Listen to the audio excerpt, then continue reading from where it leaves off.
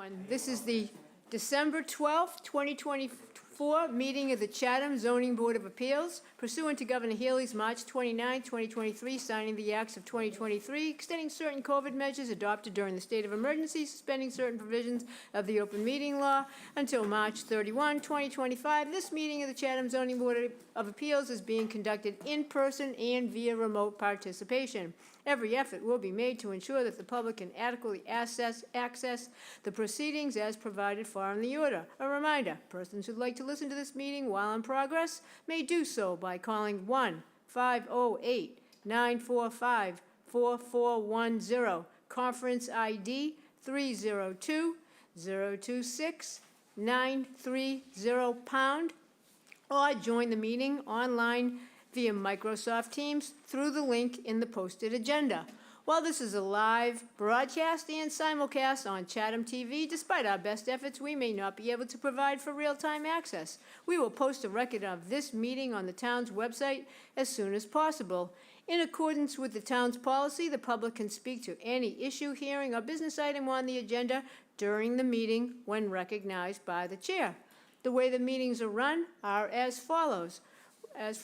We take a roll call of all board members, ask if any citizen or non-board member participating via the call, just make it known your name, last four digits of your phone number. Sarah Clark, to my right, will read the hearing notice, and you or your representative will present your appeal or application. Anyone in favor of the appeal or application will have a time to speak for up to 5 minutes, and there'll be a clock to count that. And then I will read all letters that we've received regarding your appeal or application. Then anyone against the appeal or application may speak for up to 5 minutes and ask any questions during that time period. The applicant will have a chance to rebut any testimony. We will ask questions to anyone present that the board thinks is reasonable, and then we'll hear any further information, close the public hearing, and once that public hearing is closed, all deliberations will be just between the board members, and if you raise your hand, we're not going to acknowledge you, so sorry in advance for that, but we'll take care of all that during questions and comments. Then we will deliberate and vote. Usually we vote on the appeals or applications unless they get continued for some reason or they're withdrawn. All votes will be taken by roll call, and at the end of the meeting, we will close via verbal confirmation and note the time of adjournment. I ask that if anyone has any gadgets of any sort that makes a noise, please shut them down, and only talk when you're recognized by the chair. Voting today will be Ed Acton, David Nixon, Paul Semple, and Virginia Fenwick, and Dave Each. I'm sorry. Sorry, Dave. And that's how it's going to be today. And all members do deliberate, and we'll all be free to ask questions. You need to get 4 out of 5 votes in order to prevail on your application. That's a supermajority, and that's Mass General Law rule. So with that, we'll do a roll call vote for everybody to authorize this form of a hybrid meeting, starting with David Veach. Yes, David H. Veach and I authorize this form. Ed Acton approves. David S. Nixon authorizes it. Paul C. Semple, I approve. Lee Hovey, I approve. Steve DeBoer approves. Virginia Fenwick, I approve. And Randy Potash, I approve as well. Let's see, we don't have any minutes today, so we'll start right off with the Hillard Family Revocable Trust, 24-128, when Sarah's ready. Application number 24-128, Hillard Family Revocable Trust, dated 10th day of June 2024, care of William G. Litchfield, Esquire, 330 Orleans Road, North Chatham, Mass. 02650. Owner of property located at 69 Norcross Circle, also shown on the Town of Chatham's Assessor's Map 1B, Block 8, Lot N021. The applicant proposes to change, alter, or expand a non-conforming dwelling on a non-conforming lot via the construction of an addition. The existing dwelling is non-conforming in that it is located 13.7 feet from the northerly abutter where a 15-foot setback is required. The proposed addition will comply with road and abutter setback requirements. The existing building coverage is 1,701 square feet, 17.1%, and the proposed building coverage is 2,067 square feet, 20.8%, where 15% is the maximum allowed. The lot is nonconforming in that it contains 9,960 square feet, where 20,000 square feet is required in the R20 zoning district. A special permit is required under Mass General Law, Chapter 48, Section 6, and Section 5B of the protective bylaw. Attorney Litchfield, welcome. Thank you, Madam Chair, members of the board. Bill Litchfield here on behalf of Rob and Mary Hilliard. Mary is in the rear of the room, and Rob is here with us virtually. The Hilliards purchased the house about 9 years ago and moved up here year-round about 4 years ago. They've become very involved in town affairs, volunteer positions with which you're familiar. And they have come to understand that while Chatham is lovely in July and August, it can get a little bit chilly. And sometimes, even though it no longer snows on Cape Cod, it's nice to have a garage. Unfortunately, their house does not have a garage. And they are here today seeking a special permit to exceed the coverage. They are already in excess of what is required for new lots in order to build a one-car garage. As shown there, that is the existing house, and they want to put a complementary garage on the left-hand or westerly side, a one-car garage. And they would also like to make some interior changes on the second floor, converting an existing bedroom into a home office and have a bedroom over the garage, a somewhat larger bedroom. So we are seeking a special permit. Perhaps, Sarah, the site plan might be a useful thing to put up as well. Because one of the interesting things about this neighborhood, and I know you've been down there a few times before, this particular lot, while nominally something under 10,000 square feet, has a feel of being somewhat larger.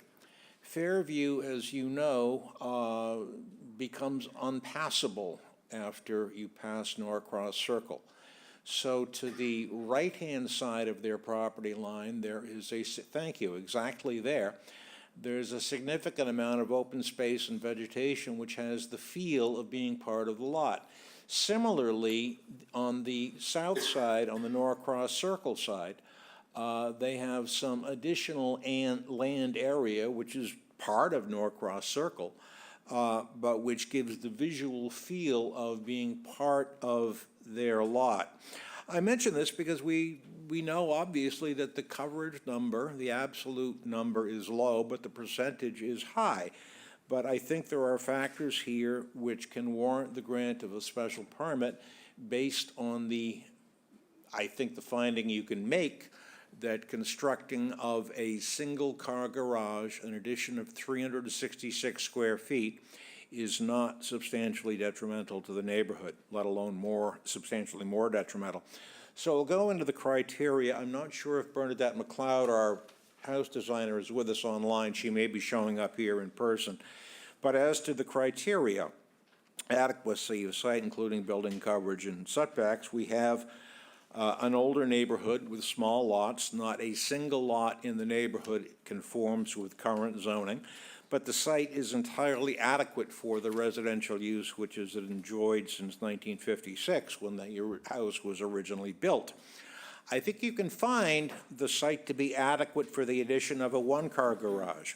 It will meet the sideline setback on the left or west-hand side. And again, given the Glendon and Fairview open space benefit that we have, the lot appears larger than it is. And I think you can find it to be sufficient for a small garage. As to compatibility of size with the neighborhood, the footprint, the gross floor area, and the living area are compatible with neighboring houses, notwithstanding the excess coverage. Coverage will increase if you grant the special permit by 366 square feet, but that's still not going to be really incompatible.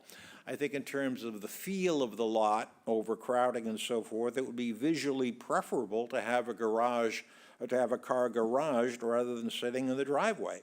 The gross floor area and the living area obviously increase, but they remain comparable.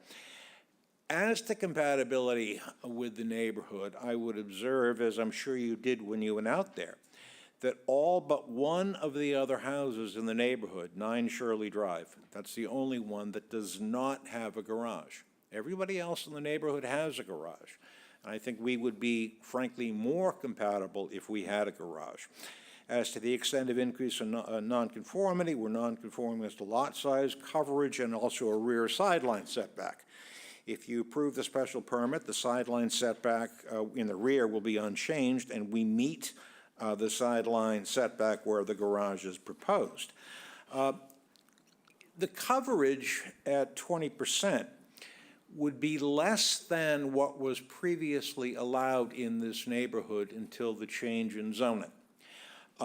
We formerly could have 25%, and I'll get into the zoning change, but I think it's important to remember that when zoning changes in this neighborhood and other neighborhoods were made, the voters were told that they would always have the ability to go to the Zoning Board of Appeals for relief.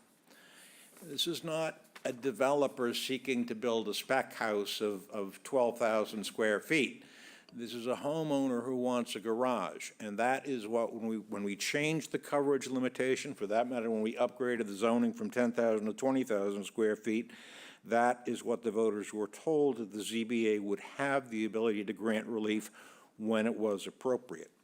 As to the suitability of site, it's an older residential neighborhood. The site is long suited for residential use. There are no environmental issues, and the site is obviously suitable for continued residential use.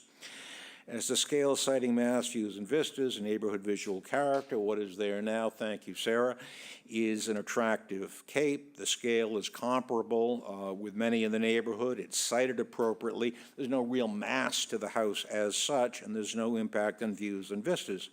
If you approve the special permit, it will be larger, but the scale remains appropriate. On the separate handout sheet that I gave you, I presented, not in the stapled one, but the loose one, I presented a couple of options for you to consider. If you feel that there is a mass problem with the height, the Hilliards could, and their architect, could reduce the height, and that would be responsive to a letter that the chair will read later, and I'll speak about that when the time comes. But the details of the garage will match the existing structure. The garage, again, is consistent with the neighborhood, and the vegetative screening shields the closest abutter. As the compatibility of use, there's no change. It's a residential use, and it will be a reasonable and understandable as well as compatible use to have a garage. Adequacy of water and sewer, there is a Title V system and town water. It will remain a 3-bedroom house. Again, we'll be converting the existing second-floor bedroom to a home office, and the chair will read a letter from the Board of Health in that regard. All utilities are there. So the question is, as you know, whether a small garage is substantially more detrimental to the neighborhood than the existing house on a non-conforming lot. Yeah, the coverage increases, obviously. That's why we're here. 366 square feet. But the resulting total, a footprint of 2,000 square feet, is far from being massive.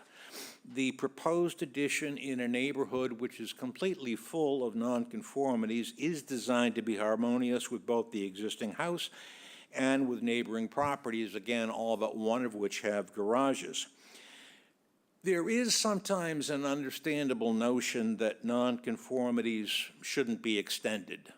That may be a misapprehension because the statute, local history, and what the voters were told when they agreed to zoning changes allows for increases in nonconformity when there is a finding by you that there is not a substantial detriment resulting. The Zoning Board of Appeals is a relief valve, allowing homeowners to make reasonable changes when found by you not to be substantially more detrimental, and I think the desire to have a garage is a reasonable change. The determining factor need not be coverage per se or a hard number. rather whether that coverage creates a substantial detriment to the neighborhood. There's one letter from an abutter, and I understand she's here today, at least virtually. She had some concerns, and that's why we have the options as to height that I'll talk about later, but there was no concern about coverage. The chair often quotes the purpose and intent of the bylaw, which is to manage growth and development so as to ensure appropriate use of land. It speaks to the prevention of overcrowding and blight, to health and welfare and quality of life, and preserving the qualities which distinguish Chatham as a desirable community for year-round living. The additional coverage created by a one-car garage on this lot does not create overcrowding or blight, far from it. It won't have any negative consequences for health or welfare, but it will be a boon and improvement for the life of Rob and Mary Hilliard and their quality of life as year-round residents. So, given the circumstances, the criteria and the plans, and in this location, I think that you can find, notwithstanding the coverage, that the addition of a garage is not substantially more detrimental, and I'd be happy to answer any questions. Thank you. Is there anybody here or on Microsoft Teams that wishes to speak in favor of this application? If so, please raise your hand for in favor. Seeing none, I will now read the 7 letters that we have. We hear from Judith Giorgio, our health agent, on 12/3/2024, who reviewed the plan to renovate and add an addition to the property. The dwelling will remain 3 bedrooms and it will not encroach on the existing septic system. She has no concerns. Then we have a handwritten note from Margaret Kavanaugh, 60 Norcross Circle in Chatham. She tells us the application is the appropriate size for the neighborhood and the lot. I do not object to the building of a garage at 55 Norcross Circle, South Chatham. Respectfully submitted, Margaret Kavanaugh, and that was received on 12/12/2024. Then we have a note from Mary V. Kearns. She lives at 78 Norcross Circle, and she writes on 12/11/2024 that she understands the Hillards at 69 Norcross Circle plan to make an addition, and that the family at 42 Shirley Road have made concerns about that proposition. She states that the property at 69 Norcross is not close to the wetlands to cause the issues, and as far as shadows go, if the Hillards planted mature landscaping, they would also cause shadows. Since this addition has already been approved by the town of Chatham, I see no reason to go forward. The Hillards have been very instrumental in keeping Norcross Circle in compliance with the town rules for private ways, i.e. snow removal. Sincerely yours, Mary V. Kearns. Then we have a note from Joshua Baker from 12/11/2024. He lives at 55 Norcross Circle, and he is supportive of the proposed construction at his next-door neighbor's house to add a garage and room above it. Please let us know if anything is needed from our end to move this towards the construction. Next, we have a note from Paul and Peggy Ficera, 83 Glendon Way, South Chatham, on 12/10/2024. He tells us that him and Paul and Peggy are writing in support of the neighbor's proposed addition at 69 Norcross. The Hillards have always been responsible neighbors, and we are confident they will continue to be as they move forward on this project. Next, we have a note from Christopher and Elizabeth Gorham, 49 Shirley Drive, South Chatham, on 12/4/2024. And they say that they're writing to express concerns regarding the proposed addition at 69 Norcross Circle. Since the existing residence already exceeds 15% of the maximum lot coverage, and the proposed garage and bedroom addition is weighed to the northwest of the lot, perhaps a roof height that is lower or equal to the height of the existing building might not only feel more consistent with neighboring roof lines, but also cast fewer shadows. While we certainly appreciate the desire to maximize one's property, having just been granted our own special permit, hewing as closely as possible to the limitations set forth by the protective bylaw will go a long way to preserve the look, feel, and beautiful natural environment of South Chatham. One of the many reasons our neighborhood, which is so close to the Red River and fragile wetlands, is special is because it hasn't been overbuilt. We'd also urge our neighbors to consider replicating the permeable driveway that they currently have, which is not only attractive, but could also help with the potential water runoff, a concern exacerbated by the fact that 69 Norcross is also sited on a hill. Next, we have a letter from Georgianne and Steve DeCenzo, 27 Shirley Drive. They write to us on November 25, 2024, that they are writing in support of the Hillard project at 69 Norcross. We agree with the changes that are proposed, and that concludes the letters. Is there anybody here or on Microsoft Teams that wishes to speak against this application or has a specific question? Seeing none. Okay, questions or specific concerns by the board? Starting with Virginia Fenwick. Okay, Mr. Litchfield, so the driveway's moving over to the, and will it be permeable, to the question that the neighbor I had? don't know, it will be permeable, it will remain gravel or shell or something like that, so. Okay. What about the AC? Right now, it looks like it's in the spot where the garage is proposed. Is that moving? I didn't see where it was gonna go. You know, I don't know the answer to that, Mrs. Hilliard, but perhaps you could come forward, because they can't hear you from there.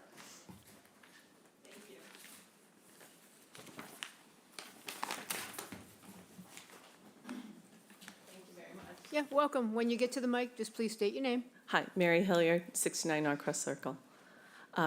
The piping from the AC can remain because it will be inside the garage. The actual unit will just be turned to our backyard. Okay. Thank you. All right, so it's pretty much gonna be where it's showing here. Yeah, yes. What about a generator? Have you thought about adding one of those? I have, my husband hasn't, so if you'd like to speak with him about adding one, I'd be very appreciative of Well, I that. just am asking because of, your. I'm a year-round Your resident. lot size, Yeah. if that would have been contemplated. Yeah, just so that we all know and for the public as well, under the current zoning bylaw, which may be subject to change, exterior mechanical appliance units have to meet the setback for structures and are not viewed as an extension of a nonconformity, for better or worse. So a generator may be a challenge, but that's for later. Okay. One last question. Similar to the comment that neighbor number 49 asked, was there consideration to, or would there be, to not having the second story on the garage? The three iterations which I handed out are intended to be responsive. Starting from the top, they are 4 feet lower and 6 feet lower than what is proposed now. The potential issue is the appearance because of the pitch. I defer to Mr. Veach and Mr. Acton to opine on whether the pitch on the gable end would be as attractive if lowered. We would be lowering the ridge height, but to do so would change the pitch. So the Hilliards would like to have a home office. Many of us have them today, and the only way to do it is to convert one of the bedrooms and have this bedroom over the side. But I think that reducing the height as well as maintaining the permeable driveway would be responsive to one of the commenters. Okay, that's all I had. Thank you. Okay, we'll go over to Dave Veach since his name was mentioned. Thank you. Questions or particular concerns? No, I don't really have questions or concerns. I can see that the proposal of for the ridge matches the gable facing the street on the other end of the building. So, Ed? I guess one question, it looks like in 1999, there was a couple of additions made to the house, and I'm wondering if, in fact, that living room was a garage at one time and was converted over. My understanding is that it was, long before the Hilliards owned the house, but my understanding is that that had been a garage at one point in the past.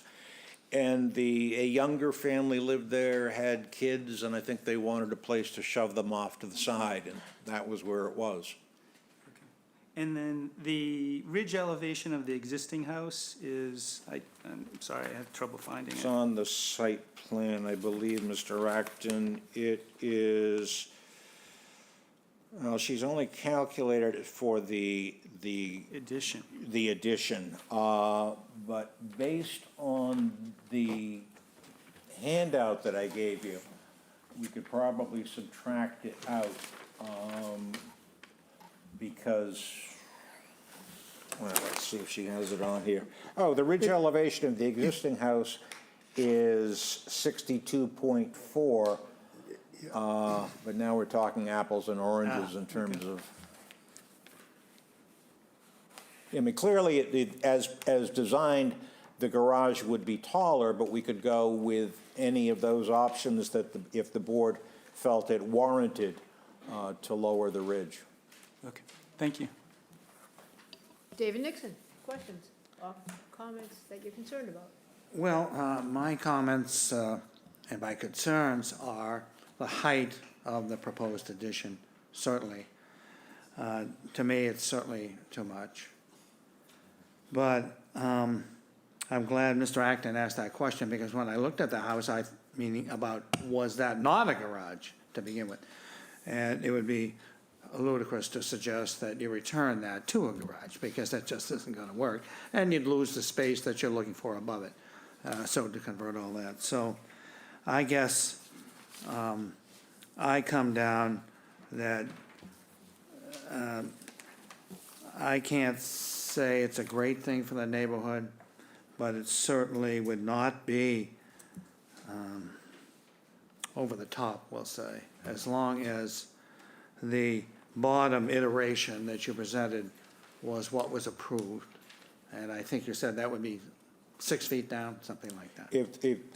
My sense is, and I haven't spoken with Rob or Mary directly, but my sense is that the iteration that acquires 4 votes will be the acceptable iteration. Okay, Paul? Well, I had the same concerns about the height on the addition. What's the effect of reducing the height on the addition, on the interior use of the? It could still be allowed because of the pitch changing. There could still be a second floor, or bedroom up there. And as you come up to the property, it looks as if there's a lot more there than actually is, because they've sort of ignored where the road line is and so forth.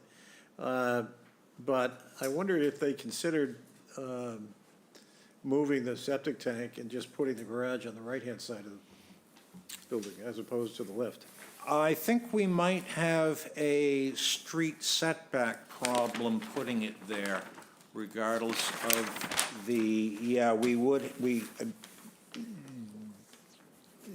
oh, I see what you're saying in terms of the, I think you meant extending forward. Well, we'd have a setback problem from Fairview Drive, because it's a laid-out street. So do you think you would not be able to put the garage on that side and I meet don't setback? think there would be room. The garage is, yeah, I rather suspect that it had been reviewed by Bernadette before she came. The garage is 15 feet. It would be awfully, awfully tight. I'm not sure it would work, Paul. There actually Just scaling seems to it be a gravel parking space up in that area, at least from what I saw. To the, as you're looking at the house from Norcross Circle, to the right-hand side of the septic system. Yeah, I don't know the history of that. Okay. And what, is there any concept of what they're doing in terms of the back line? The stockade fence is whose? On the site Yeah, plan? I noticed that as well. There's no intent to remove it. The neighbors didn't request it. If the neighbors ever did, I think the Hilliards would do the right thing. The fence has probably been there for a very long time. It looks like the fence is there, and it looks like the patio also goes over the line. It appears to. Again, that was, I believe that was there, the fence, and I can't swear to it, but I suspect both were there when the Hilliards purchased the property. Okay, I have no other questions. Lee? Thank you. For Jay or Sarah, if they just wanted to build a regular garage, would they have to come before zoning and get approval as well? Just a regular, no 2 stories? Without the living space above? I Yes. think they could, well, they're over on the coverage, so building coverage is So why they they're here. would. Okay, they still would, okay, If it complied with coverage, then they wouldn't. okay, okay. If I could, the Bjorkland gave an example, if everything complied, except for lot size, that a one-car garage would be allowable, but we have a coverage issue to begin with. And my other question is, instead of reducing the pitch, could you reduce the pitch quite a bit and put some dormers on the garage and help, would that help? I don't know, I'm not a builder. Unfortunately, Ms. Hovey, I can't give a definitive answer, and I don't see Bernadette online, so I can't answer that. Steve, if you're done, Lee, yeah. Just a couple of quick ones. What becomes of the existing parking area? In I front of assume the it'd house? be lawn, vegetation? Yes. Planted. So that would be removed and, I'll You could interpret. add- It would be yeah. removed. Yeah, okay. okay. And then I didn't see it in the letter from the Board of Health, but and I guess it's because you're removing the closet in what's going to become the office.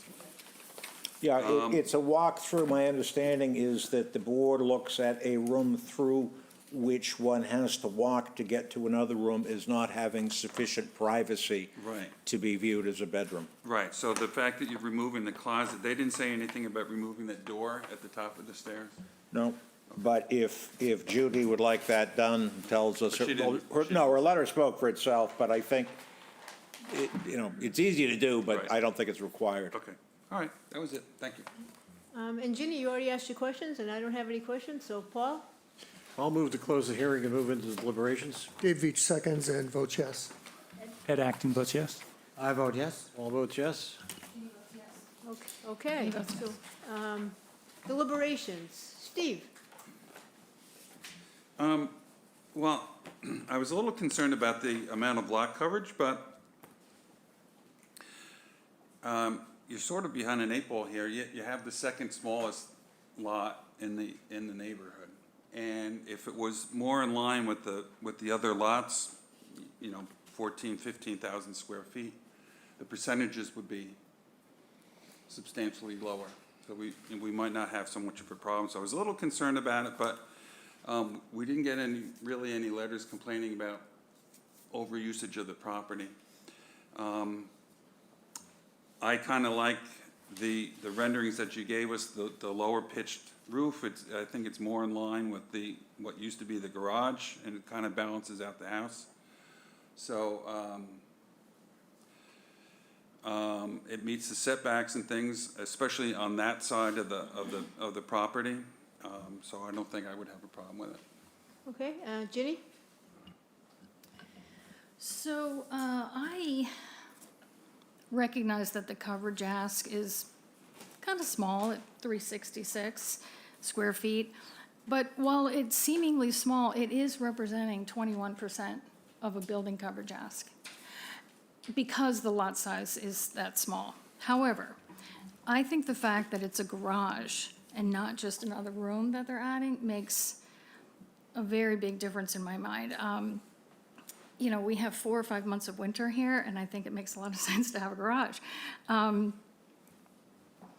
do prefer option 3, lowering it a little bit, even considering the one-story, but I get the fact that if you're going to the expense of all of that addition, that you know, wouldn't want to take advantage of adding a little more space to the top, so I'd want to do that as well. And then I do think that aesthetically, it's preferable to have the parking on either side of the house and not in the middle of the front yard where it is now, so those are some of my thoughts. And Lee? I agree. First of all, very attractive house, and I am in favor of garages as well. I, like Ginny, am in favor of the lower pitched roof. I think it just blends better with the house. I think it fits in. The taller version just didn't really seem to match with the rest of the house. So I'm not voting today, but I would vote in favor of it if they would do a lower pitched version. Okay. Dave Veach? Yeah, well, I don't, I hear, you know, for myself, I don't think that the original proposal is out of line necessarily with these. I think that the concern of the neighbor in thinking about shadows and things, they're quite a distance from this building, and I don't think that, except in this time of year, when shadows cast much further, there would even be anything even close to shadows approaching their property from this few extra feet on the roof. That said, I hear what my fellow board members say, and so I can go along with any of the pitches that have been proposed. I don't think, part of my take in looking at this is, my initial look was, well, gee, it looks a little tall and narrow in a way. It's, I mean, the emphasis is more, is more a vertical emphasis for this portion of it over the other part of the house. That said, in my synthesis of this, were it constructed as presented, when it's completed, I don't think it would look out of place at all. Keep in mind, to a certain extent, in the presentations, and I don't think I think it's good that the designers will do things like, on the addition, they show shingles and various things that, you know, to help us distinguish what's the addition. But I think that visually also can change our perceptions of it somewhat. So, all that said, can go along with any of the roof pitches that have been proposed. And I don't, and I think any of them, when all said and done, it's gonna look like it fits the building and fits the neighborhood. So, it's not substantially more detrimental in any way, shape, or form. Right. Dave Nixon? Well, as I stated earlier, I was concerned about the height and the appearance, and you're sort of getting into almost a massing category and question. But I could readily accept the third version that shows the roof, I think, 6 feet lower from the pit, the ridge, and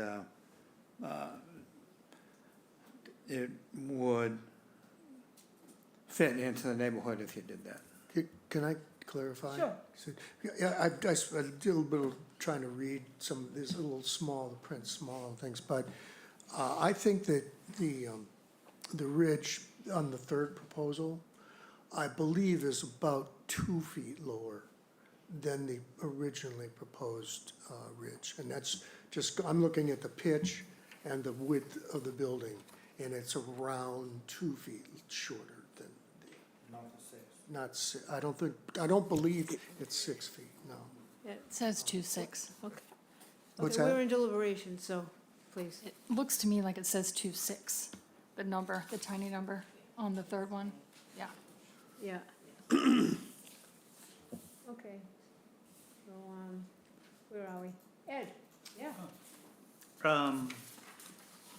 I mean, architecturally, I would love to see the same design that used to be the garage for the new garage, but I understand you're limited over there. I think that would, design-wise, might look the best, but you have setback issues.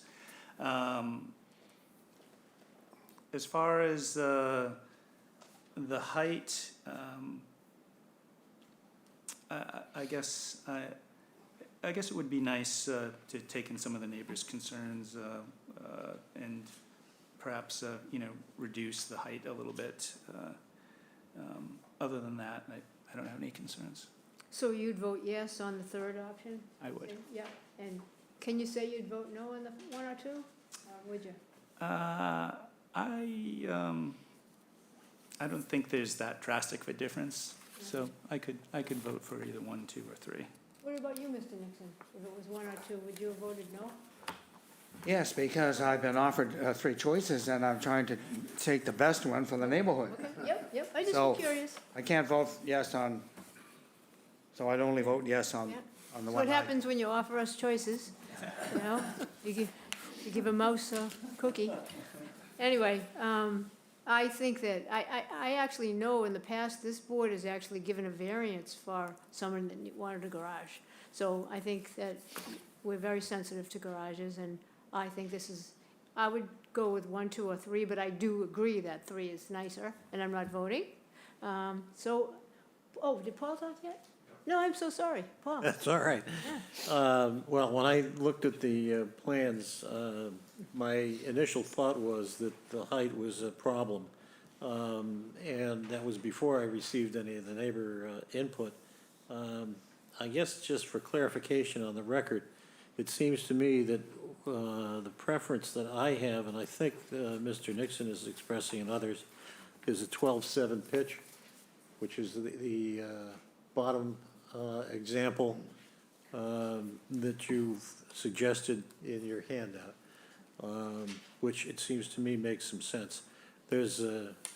They're in good hands in the sense that they have the ability to make use of a large portion of the area in there as part of their lot, which is really not part of their lot. And so that's worked out well for them. But it seems to me that the iteration which is most acceptable to me and would guarantee my vote would be the 12/7 pitch on the new addition.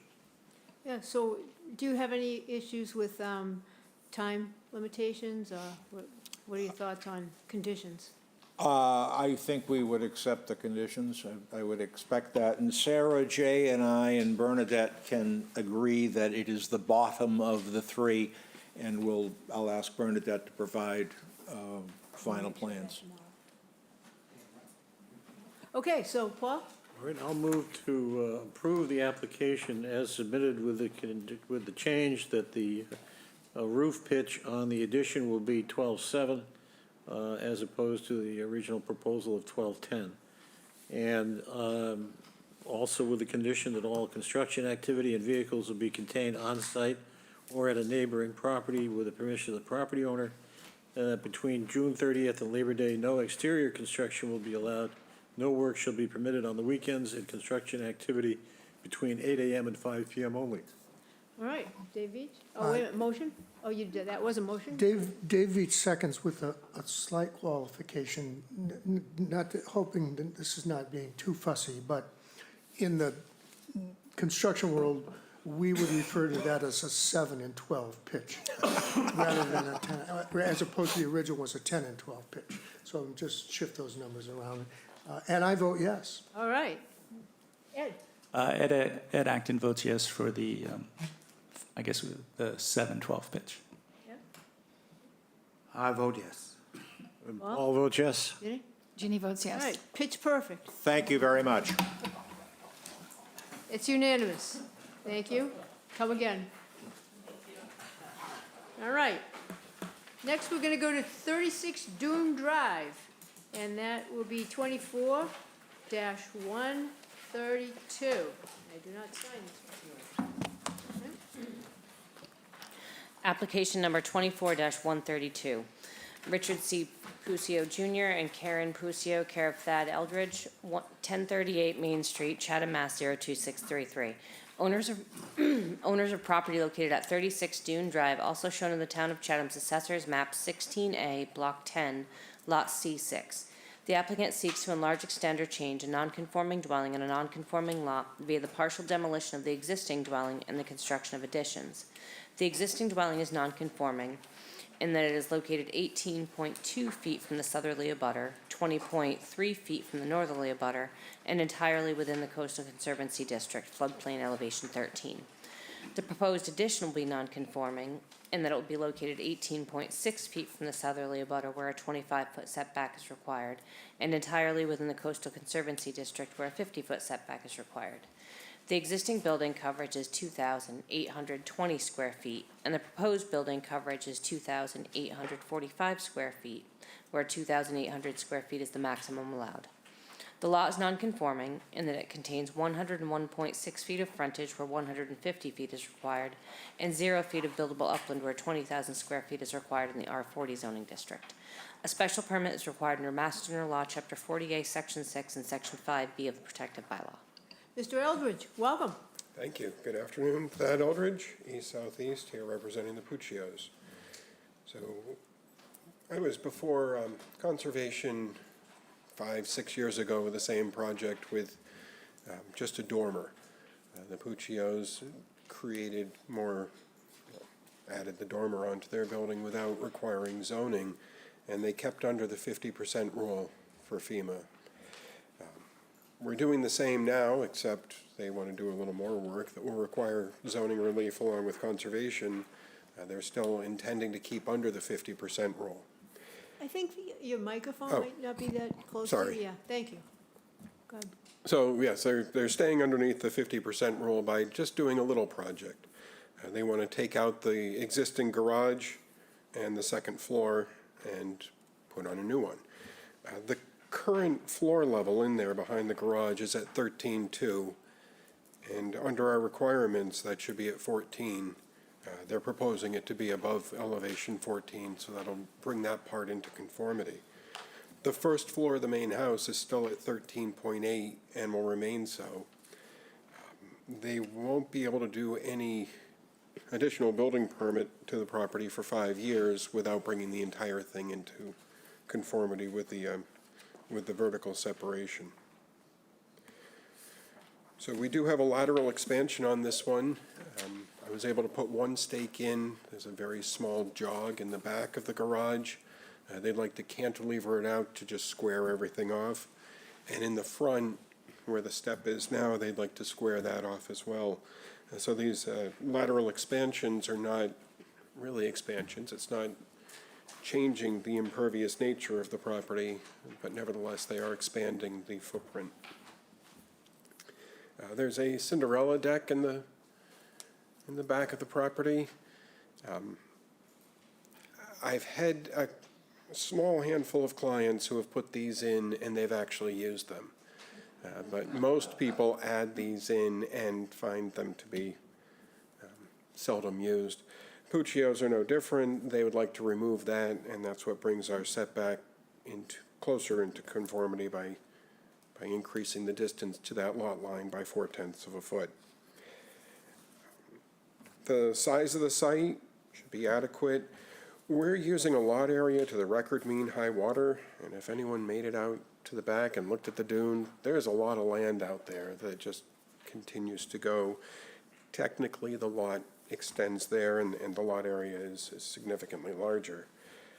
Resolving out who owns what out there, that's a big project that I'd rather not get into, so we're going to use the record lot area, but just leave in there that we have more. The compatibility of the proposed structure with neighboring, yeah, this is on the larger side, but it's not the largest house in the neighborhood. We have a 3329 nearby that is certainly larger. We're maintaining the same, well, essentially the same footprint, 25 square feet greater. The living space is going to increase by a very slight amount. They do have living space on the second floor now, and they're just replacing the same. We're not looking at any impact on neighboring properties. We're not regrading, changing stormwater runoff patterns. The proposed addition is going to match a similar, I'll say, tower on the property next door. That one's smaller, but that one doesn't have a bedroom in it. This proposed second-story addition is as far from Dunute Drive as possible, and so we're not expecting any real impact on the scale, siting, or mass. Residential use, we have an adequate septic system, and all the others, except for the lateral expansion, are covered. The lateral expansion is that 25 square feet, which is all cantilevered, maintaining the pervious nature on the property. If there are any questions, I'm happy to answer them. Thank you so much. Is there anybody here on Microsoft Teams that wishes to speak in favor of this application? If so, please raise your hand. Seeing none, I will read the two correspondences that we have from internal agencies. First one is from Judith Giorgio on 12/3/2024. She tells us she reviewed the plan to renovate and reconfigure this property. It appears the dwelling will maintain the existing 5-bedroom layout, and it won't encroach on the existing septic system. I would like to see existing floor plans to confirm the existing layout prior to final approval for construction. Our other notice from the Conservation Commission from November 25th, 2024. The project was heard on November 13th, 2024, continued to December 11th to review the requested revisions. If the revisions are approved, the project will be revised and conditioned to meet the performance standard under the applicable law. That concludes our messages. And now, is there anybody here on Microsoft Teams that wishes to speak against this application or has a specific question? Seeing none. Questions or concerns by the board? Steve? What is the motivation behind doing this addition? Is it mostly to get everything on, sort of on the same plane? Yeah, it's not terribly dated, but this addition went on a few decades ago, and they'd like to revise it, and then we're actually not gonna be at the same plane, it's one step up now instead of being one step down. Okay. But it's more in line with the rest of the house? Yes. Yeah. And then it's kind of interesting that you use sort of a hip roof design for the addition. Is that an attempt to minimize the overall height? Not only that, I mean, we are raising, it's gonna be 4 feet above the existing ridge. And again, looking at 40 Dune Drive, they have a similar tower. But it's kind of an interesting way to do that instead of a gambrel or something else. Yes. It's a good welcome switch. Thank you. I do like to avoid gambrels when possible. Thank you. Okay, Ginny, questions or concerns? I had a question too about the reasoning for the hipped roof, but you've answered it's primarily because of the extra height, the visual impact of that side. Is that the reason? I mean, that's part of it. They want to have a full second story, and rather than dormers or gambrel or other roof line, this gives them the ceiling space that they'd like. I think it looks decent. Does it have a door, like the back of the house, so from the front of the house, it is, looks like it's one story, because you don't see the windows, but in the back, they're dormered out, and it is two It is. stories. You're doing that in the back with this too, or? So the hip roof portion, if you look at the elevations, and I'm sure Sarah will bring them right up, and you can see that south elevation. This is only in the back half of that addition. And so. Okay, from the back. So see, the Yes. back looks, yeah, okay. Yeah, so you are proposing a similar look from the back. Except for a taller roof where the dormer that they added 5-6 years ago, it's very flat roofed. Okay, that's all I had, thanks. Paul? No questions. And Lee, while we're over here? No questions. Dave Each? I have no questions. And Ed? No questions. And David Nixon? To add, the addition as designed to me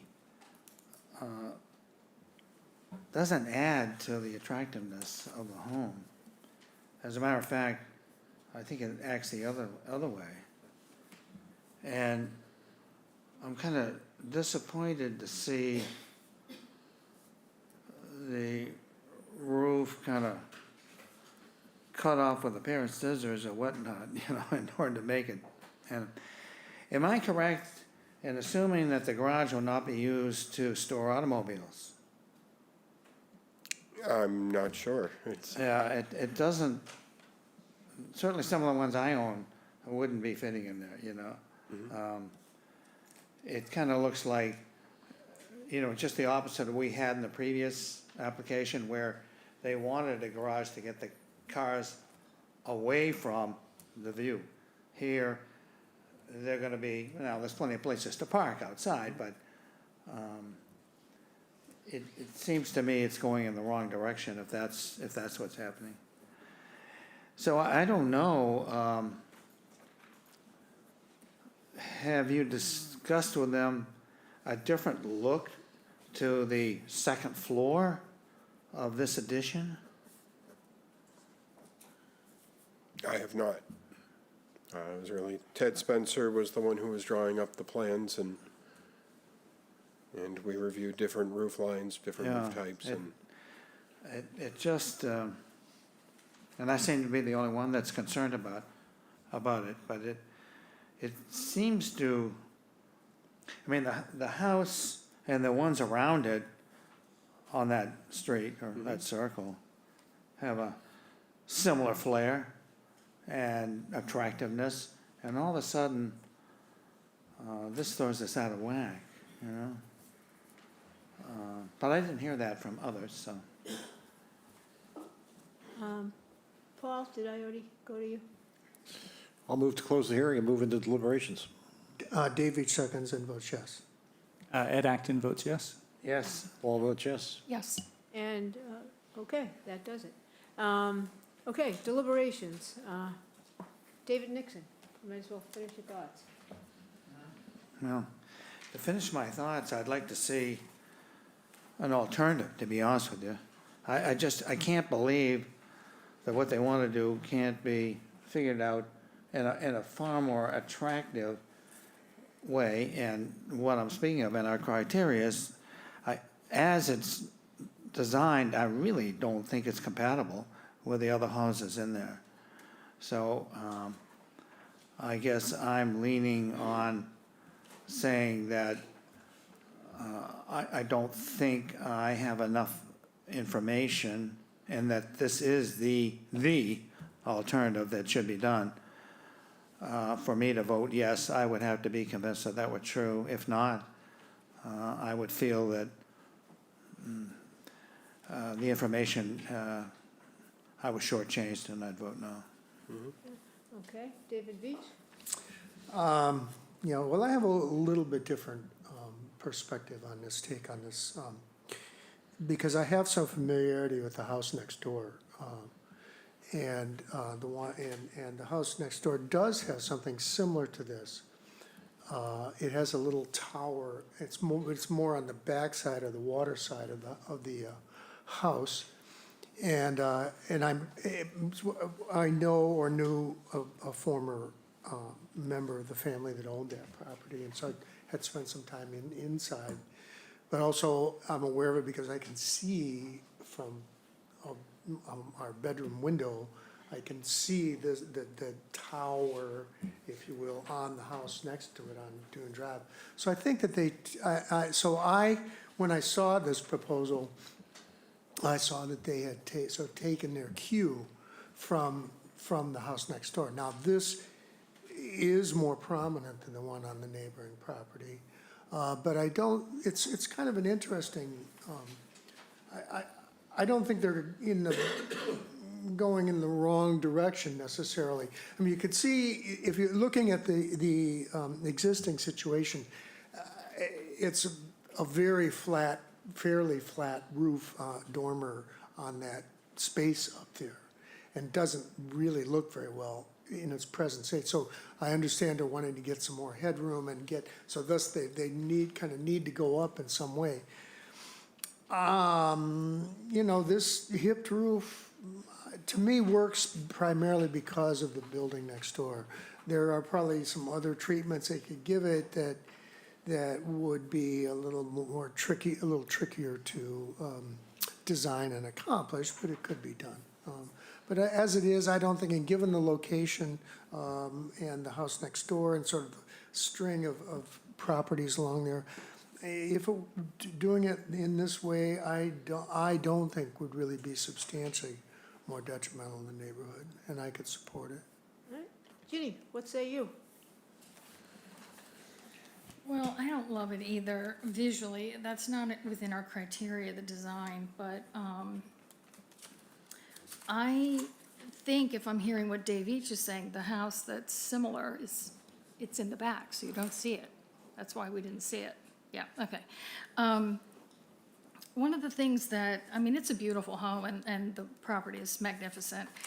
It sort of telescopes bigger, you know, from lower to then bigger to then, I mean, I'm sorry, yeah. And so to me, it's throwing the balance off, and I think that's why I'm struggling with the height of that.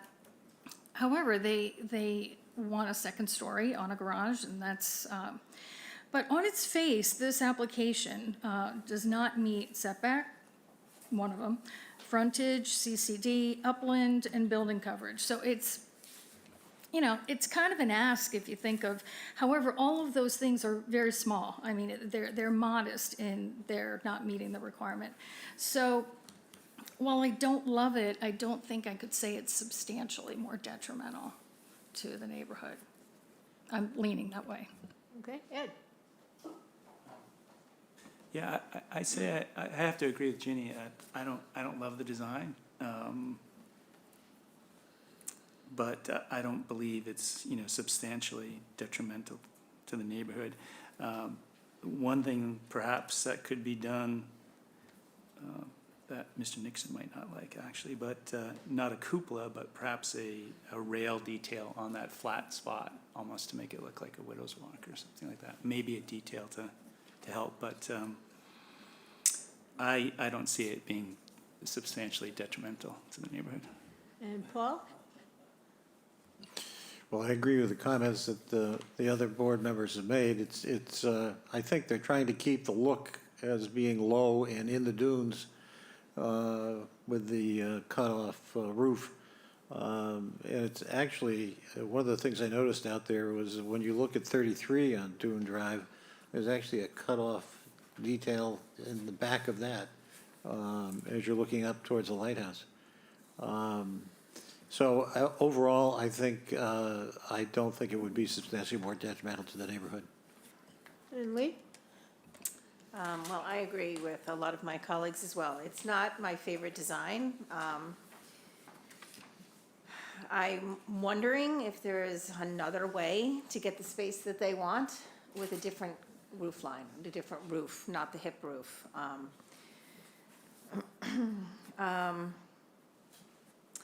It doesn't, for me, it doesn't match the rest of the house. And I know your houses don't have to match completely or be completely symmetric, but I'm not voting, so I don't know. I think that it wouldn't be substantially more detrimental, but I personally would like to see another design. Yeah, and it's your lucky day because I'm not voting. And I have to say, I agree with Mr. Nixon, it's awkward. It looks better from the back, but it is awkward looking. It looks like you wonder if a car could even fit in that garage and like, what's the purpose of the whole thing? But I'm not voting, so, Paul? I'll move to approve the application as submitted. I don't think that, given the location and the size of the lot, that we need any conditions other than perhaps all construction activity and vehicles to be contained on site or at a neighboring property with the permission of the property owner. Yeah, I agree. David seconds and votes yes. Ed votes yes. David? Well, I vote no. I just don't think we've been given enough information for me to be convinced that this is going to be okay. And Paul? All votes yes? Ginny? I'm gonna vote no. Okay, so let's give the applicant a chance to withdraw before we do that. I think Fair that enough? would be best if we could, I appreciate Yeah, we're that. gonna If we just turn the clock back a second. could- If we could withdraw without prejudice, that That would would be be awesome. appreciated. And we'll see you next time. I'll move to grant a motion to withdraw without prejudice. Dave Veach seconds and votes yes. Ed Acton votes yes. I didn't know I was sitting next to Santa. I vote yes. All votes yes? Judy? On the continuance. No, not a Withdrawal. continuance. I Withdrawal without apologize. prejudice. Withdrawal without prejudice that you caused. Yes, I vote yes. Okay. Thank you. Thank That's unanimous, and we'll see you next time. Have some good holidays. And that was good information for the applicant. Yeah. Okay. All right, we'll go into the third application, 106 Barcliff Ave. We've been to Barcliff before, and we're going back. And that is gonna be 24-133. Application number 24-133, 106 Barcliff Realty Trust, care of William F. Riley Esquire, P.O. Box 707, Chatham, Mass. 02633. Owner of property located at 106 Barcliff Avenue, also shown in the Town of Chatham's Assessor's Map 16G, Block 9, Lot 28A. The applicant proposes to change, alter, or expand a non-conforming dwelling on a non-conforming lot via the demolition of the existing dwelling and the construction of a new dwelling.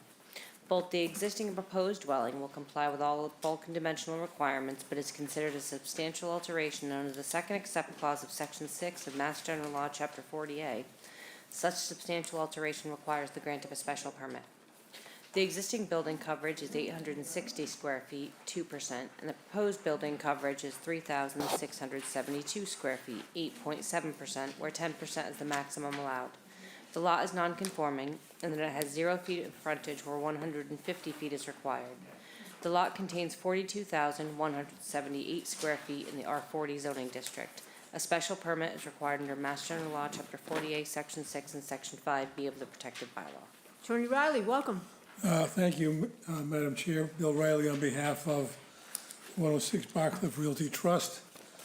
I've been working with Jill Boudreau, who is the principal in that trust. This is a situation where we have a lot that was created sometime back in the 60s. This property used to go out to Route 28, and the planning board at that time allowed them to remove that road fronted portion of the lot.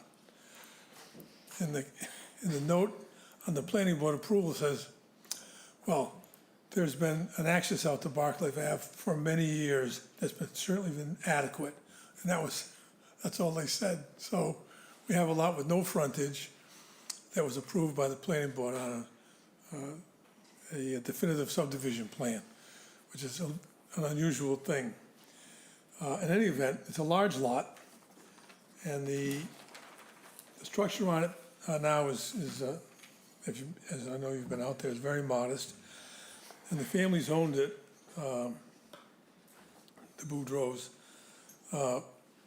for 20 years, over 20 years. And the, families grow, grandchildren arrive. And so they decided they wanted to build a bigger house. So the house they're proposing would be on Barcliff, as far as I can tell, would be the largest house in gross floor area. But, because the lot is so large, we're still 1.2%, which would be 500 or 600 square feet below the maximum allowed. And I think the inspiration for this came from when the property next door was redeveloped, the Marion Kane property, and 3 significantly larger homes were built there with the benefit of special permits from the zoning board. In fact, our next door neighbor, 84 Barcliff, is almost identical in size, a little bit smaller, a couple hundred square feet smaller. So the advantage that this property has that many of the other properties don't have, for your consideration, is the fact that the structure won't be visible from the street. And while the neighbor to the right, as you look at the property, who is ably represented by Mr. Litchfield, has a concern about the opening up of the lot and his property's exposure to this new building. I think we've worked out a resolution for that concern. But other than that, the property that you drive through to get to this property, that property owner has not filed any objection. And I spoke with Jill Boudreau about the relationship with that property owner, and he's sort of a absentee guy. He just rents the house out and rarely comes down, and they provided him with copies, but he made no comment. So I think in general, the house fits in the neighborhood based on the changes that were made on the adjacent properties. And so the design itself, they're using gambrel dormers rather than gable ends. And the height of the house is more than a foot, is a foot below the maximum height. So on lot coverage, we're 1.2% below the maximum. On the height of the house, we're a foot below the maximum. And it's a big house, but it's on a big lot. And so I'd like to run through the criteria, but I believe that there's nothing about this property that is substantially more detrimental to the neighborhood. So adequacy of the size of the site in terms of the size of the proposed use. So the lot has 42,178 square feet, according to Dave Clark's site plan. Proposed building coverage is 8.8%, 8.7%, where 10% is allowed. And the building meets all current setback requirements, which is 25 feet from sidelines. Compatibility of the size of the proposed structure with neighboring properties. We've compiled a list of the properties between Route 28 and Shore Road. And so there are 4 that have more than 5,000 square feet, a bunch that have 4,000. The older houses are, in some cases, considerably smaller. Our next door neighbor at 84 is 7,508 square feet. Sort of the inspiration for this property. So I think that although we are a little bit larger, you could easily find that it's compatible with the more recent changes in the neighborhood. The extent of the proposed increase in the non-conforming nature, because we meet all the dimensional requirements of the bylaw, the only increase in non-conformity is the increase in living area under the Bransford decision. It's intensification of the non-conformity. Suitability of the site, including but not limited to impact on neighboring properties, on the natural environment, including slopes, vegetation, wetlands, groundwater, water bodies, and stormwater runoff. Here, the lot is very level, as you have seen. And there's no wetlands in the area, no wetland vegetation, no water bodies. We will be removing the trees that are located where the proposed house is, But we will be planting a substantial screen of either arborvitae or Leyland cypress along the eastern property line. It's a matter which we've discussed with Mr. Litchfield, who represents that neighbor. If you've been out to the site, you know that there's a very heavy vegetated buffer that screens the existing house from the neighboring properties. So we have no comments from the neighbors regarding that concern. The impact of scale siding and mass on neighborhood visual character. Again, this is, I think the important word there is siding, because we're so far away from the street that the building is not visible from the street. So and because of the existing and proposed vegetative buffering, the property's not going to have any visual impact on the neighboring properties. So there's no impact on views, vistas, or the streetscape. And even though it's a large structure, we believe that it's not substantially more detrimental to the neighborhood than the existing structure. And compatibility of the proposed use with neighboring uses, it's a single-family house in a single-family neighborhood. There will be a brand-new septic system. Source of water is not going to change. The applicant believes there'll be no impact on traffic flow and safety or noise and litter. And the utilities and other public services are adequate. So that would be our presentation, Madam Chair.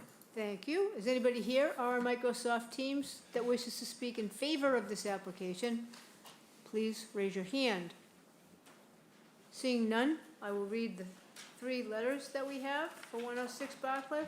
First one's from Judith Giorgio, dated 12/3/2024. She's our health agent. She reviewed the project. She says the dwelling will have 4 bedrooms, which is acceptable for the existing 42,000 plus square foot lot. A new septic system has been approved for the 440 GPD flow. The plan is acceptable. Next, we have a note from Thomas Campbell, who has an educational doctorate, 64 Barcliff Ave, Chatham, Mass. He tells us on 12/4/2024 that he is in support of the application, seeking a special permit to demolish the dwelling and construct a new one. After reviewing the documents, it's certainly reasonable, has my full support, but he just wonders whether or not they considered leaving the existing dwelling to be an ADU. Otherwise, sincerely, Thomas F. Campbell, 64 Barclay. Next, we have a lengthy note from Pamela S. and John J. King II, 261 George Ryder Road, Chatham. And is that where they live? No. No, sorry. They live somewhere else. They live on Barcliff, Barclay. two doors down. Yeah, sorry about that. Okay. 92 Barclay. Okay. They say that there is inadequate access to safely support the demolition and construction. The special permits application may imply that the construction project is forthcoming would have an adverse impact on my property and other neighbors. The chief concern is that the proposed project's impact on the deeded road access to 106, as it is a narrow dirt road which barely provides adequate access and egress to the 3 homes it serves on Barcliff now. Barcliff is busy and thickly settled, especially during the summer and fall seasons. No parking is permitted on either side. The dirt road right of way to 106 Barcliff is narrow and does not provide options to turn around for larger vehicles. Nickerson disposal and yard maintenance crews at this time can access only by backing down the right way to get to 106 or 108. These vehicles often damage plantings, including a hedge that borders our property line along the way. UPS refuses to drive down the lane to deliver packages. 106 Barcliff has 0 frontage where 150 is required. Our lot, 92 Barcliff, abuts the right-of-way, which provides access to both 106 and 108. 108 Barcliff has 2 homes on it, and both are active seasonal rentals with no frontage. The right-of-way divides the 2 homes. What is the ultimate plan? 106 Barcliff Ave is at the right of this right-of-way. The special permit states that demolition of the existing building of 860 square feet. This does not match the town of Chatham's property summary report, which states that 106 has 1,368 square feet. Also, the total lot size is 41,260, not 42,178, as the application states. What is being demolished? The town report says that there is a small detached building. Are they building a second home on the property? If so, is there a subdivision on the property being contemplated? What is the height and size difference of the proposed structure, and are there non-conforming setbacks that will affect the 6 abutters? These should be disclosed and circulated. Repair of the right-of-way may be required post-construction. How will construction equipment access the property without destroying the communal right-of-way? Owners at 106 will be required to cover costs and repair damages to the neighboring properties. They also should have agreements to ensure proper drainage can be provided for stormwater runoff after construction. Very likely regrading will be necessary from substantially damaged heavy use by construction equipment. We look forward to the Zoning Board of Appeals. We look to them to ensure proper safeguards are placed for the protection of abutter properties prior to a special permit. And that was on 12/2/2024, again by Pamela and John King II. That concludes our correspondences. Is there anybody here on Microsoft Teams that wishes to speak against this application? Ma'am, please approach the mic, and you have 5 minutes. Just state your name when you get there, and This one here. Pamela King. we read your letter. Are you gonna say anything different than what was in the letter? Because that was lengthy, and it may have already been over the limit, but I gave you, and I read it. Well, I just wanted to say that future sewer hookups, if they have to run the sewer line back down the right-of-way, they'd have to dig it up a second time. Maybe they should think about putting it in at this time. Anything else? Nope, that's all. Okay, Thank you. thank you. Thank you for coming. And, sir, did you want to speak against? Or did you have a specific question? I think my name is Bill Litchfield. I'm here on behalf of Sean and Stephanie Glusky, who own 84. I'm not specifically, I wasn't in support, and I'm not specifically opposed on behalf of my clients. I do want to make a couple of points. I'm not sure that my client's house should be accused of having been an inspiration for this, which was said a couple of times. The design, I recognize you're not a design review board, but the design is somewhat problematic in terms of the view from my client's house. It will be very visible from my client's house, and we're sorry to see the loss of a dozen or so cedar trees, which have been there for a long time and which are shown to be removed. However, as Mr. Riley said, we have discussed the proposal, and if the board sees fit to approve it, so long as there is a condition requiring the installation of a vegetative screen of Leland cypress or arborvitae along the easterly property line, we would not object to the petition. Mr. Riley and I have a slight difference of opinion as to how far south that planting should be done. Sarah, if you'd be gracious enough to put up the site plan, please.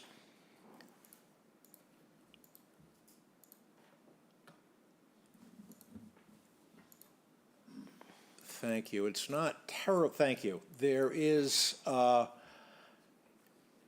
in light print, just to the south of the 195-foot measurement, there's an arrow on the right-hand side right there that says proposed vent.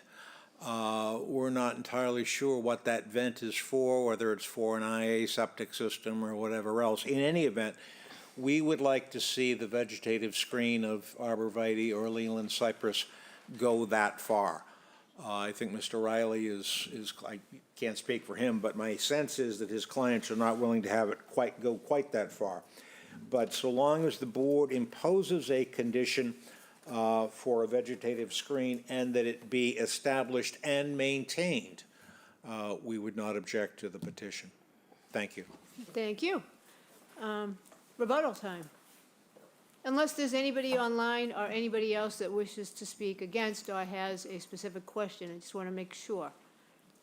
Nope, don't see anybody else? Okay, rebuttal. Hey, Sarah, excuse me, can we have the site plan again, please?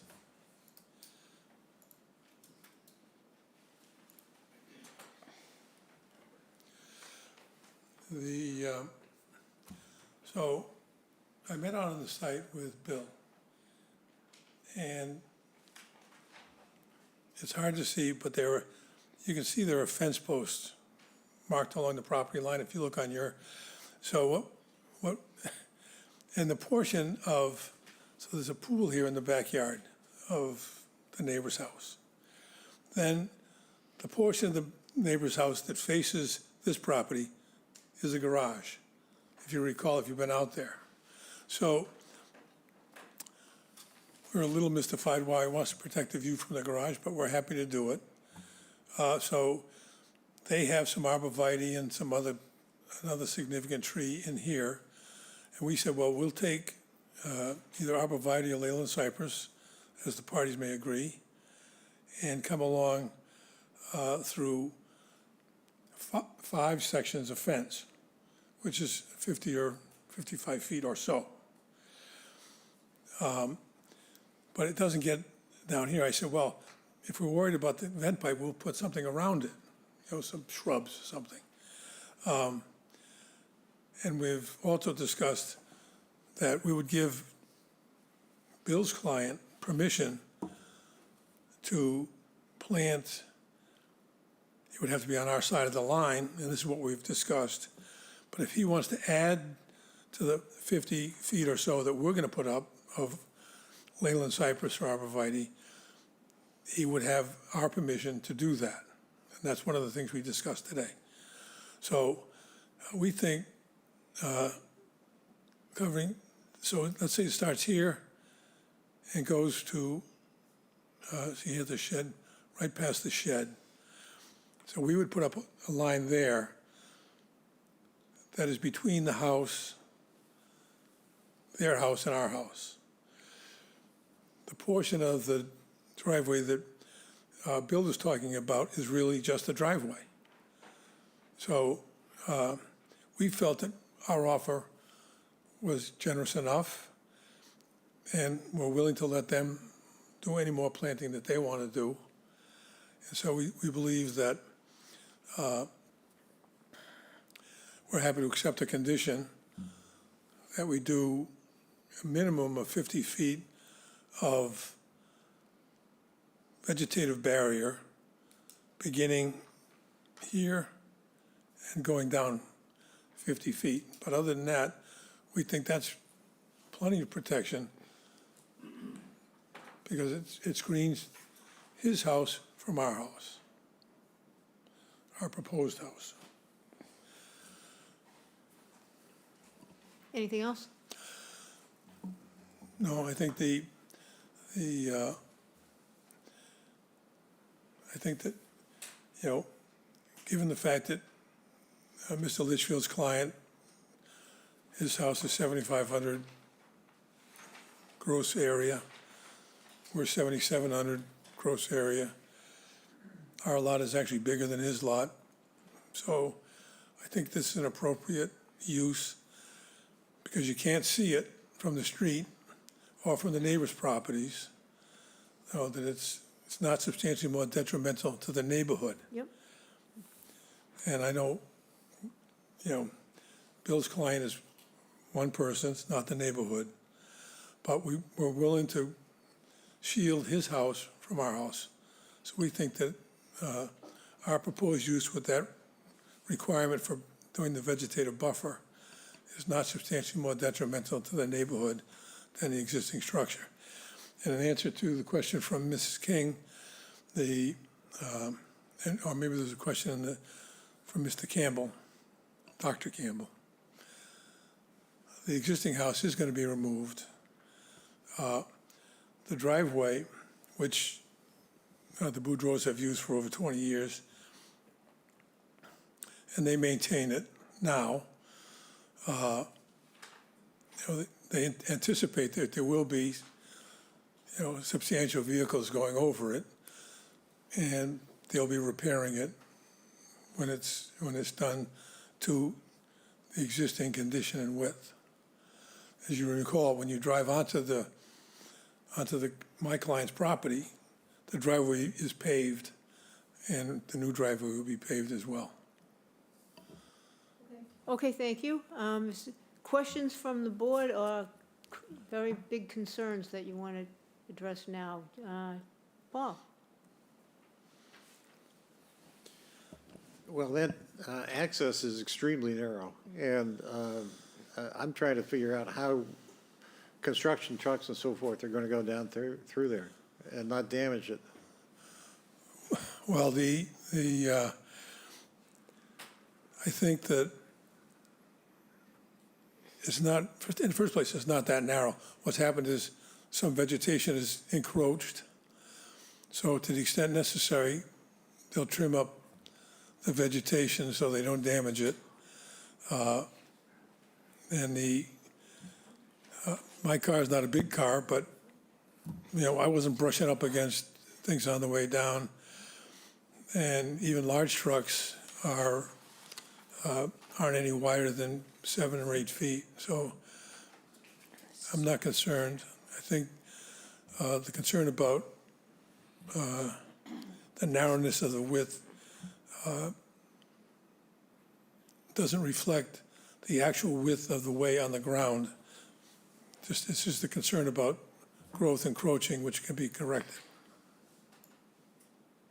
Whose hedges are those? Are those your clients?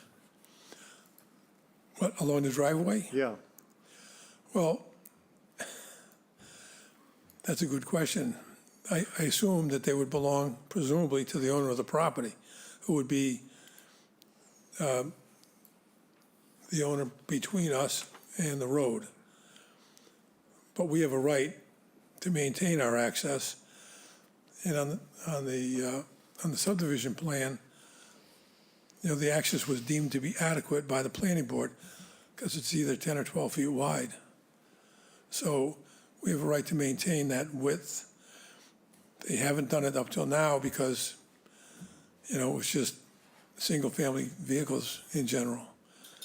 But they do have a right to improve the width,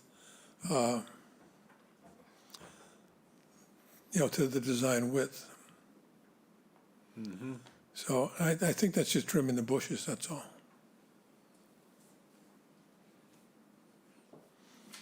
And do you anticipate that during construction, all the construction vehicles and so forth will be on site? Yes, I do. If you put up the site plan again.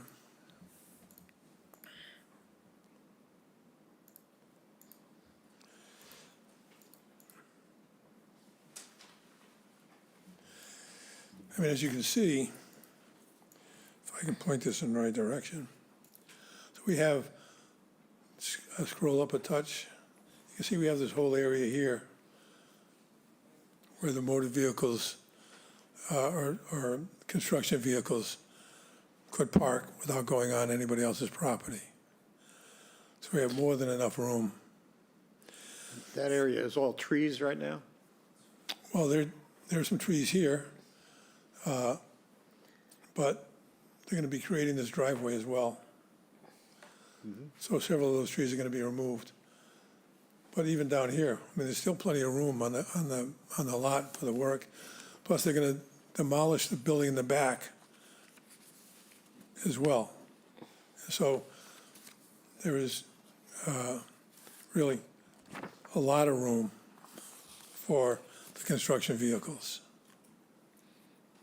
As you point out, the one neighbor who has a problem with respect to visual look and the need for screening is only one person. It doesn't represent the neighborhood. Is that also true with respect to square footage? That the square footage that's involved here is substantially larger than anything else in the neighborhood? Well, it's only, Other than number 84. right, that's correct. And if, in the, but this is not a situation that we usually face where the new building is visible from the street, has a dramatic impact on the immediate neighbors and on the streetscape. Here, because of the siting of this building, we believe that the size, because we're still under the building coverage, the allowed building coverage by 1.3%, that it's not oversized for the property. It has there's no visual impact. That's really the concern, I think, scale siding in mass. What's the visual impact of the property on the neighborhood? And because at this point, really the only person who'd be able to see it is Mr. Litchfield's client, and we're prepared to screen his view as well. There's none of the visual impact is usually a concern when somebody's building a large house like this one. So even though it is larger than the other homes, our neighbor's only 200 square feet smaller. And there are several homes that are over 5,000 square feet that are visible from the street. So it's about scale siding in mass, because we're siting this so far away. The scale of the building and the mass of the building really have no impact on the neighborhood visual character, including views, vistas, or streetscapes. So that's why we believe it's not substantially more detrimental to the neighborhood. Do you think your question was answered, Paul? Yeah, I have no other questions. Yeah. No, I just meant, Yes, yes. I think so. Lee? Questions, comments? Yes, just a question, back to the street and the driveway. The Boudreaux's, that is their driveway, Right. and they maintain it, including the trimming, fixing potholes, anything else. Right. Does the owners of 108, do they have any input on that, or? Well, in my conversations with Gilles Boudreau, the owner of 108 does not participate in any of the maintenance activities. It's just the Boudreau family does. Okay. No, So they if don't, they don't ask him to, and he doesn't offer to. So, Right. so they do all the work, and and they're going to have. I understand the concerns about the condition of the roadway after construction, but the family that's most concerned about the condition of that driveway is the applicant's family. Yeah, absolutely, because if it's not in good shape, then they Right. pay for, they have to deal with it. Okay, that's really my only question. Dave Veach, questions and concerns?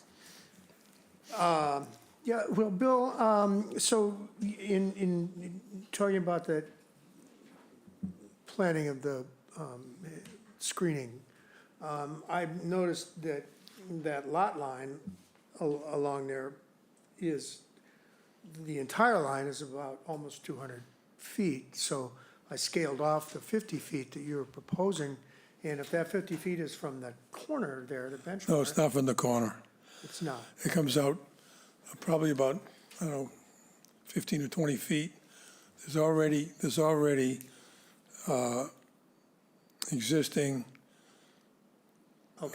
vegetation. I don't know if it's an arborvitae or eastern red cedar, whatever it is. There's already an evergreen, or several evergreens, and then a deciduous tree as well as you come forward from that corner. So we were going to start our planting where that vegetation ended. You're not starting at the corner, but you're proposing to do 50 feet. Basically what we're proposing, and Bill and I were on the ground there, acting like we knew what we were doing. And so our proposed vegetation would completely screen the neighbor's building. He wants to extend it further. We're happy to shield the vent pipe. And if he wants to do some plantings, which is something we discussed, we're happy to give him permission to do Yeah, it. we covered that, so let's just go to questions that we haven't Yeah, covered. all right, so then, I mean, I have concerns, but I'm not sure that they are gonna weigh in my decision, but how many extra trees are coming out to have a circular driveway on this? I don't know, they were all marked. I know they're all marked, I was out there, it's, I don't know, just in general, it's a shame, but I it's think not my Ginny might property, know so- the number of trees, and actually, I think Mr. Litchfield even said, I want to say 8? 20, oh, wow. 29 trees have a yellow tag. Yeah. Yeah, that includes the building site as well.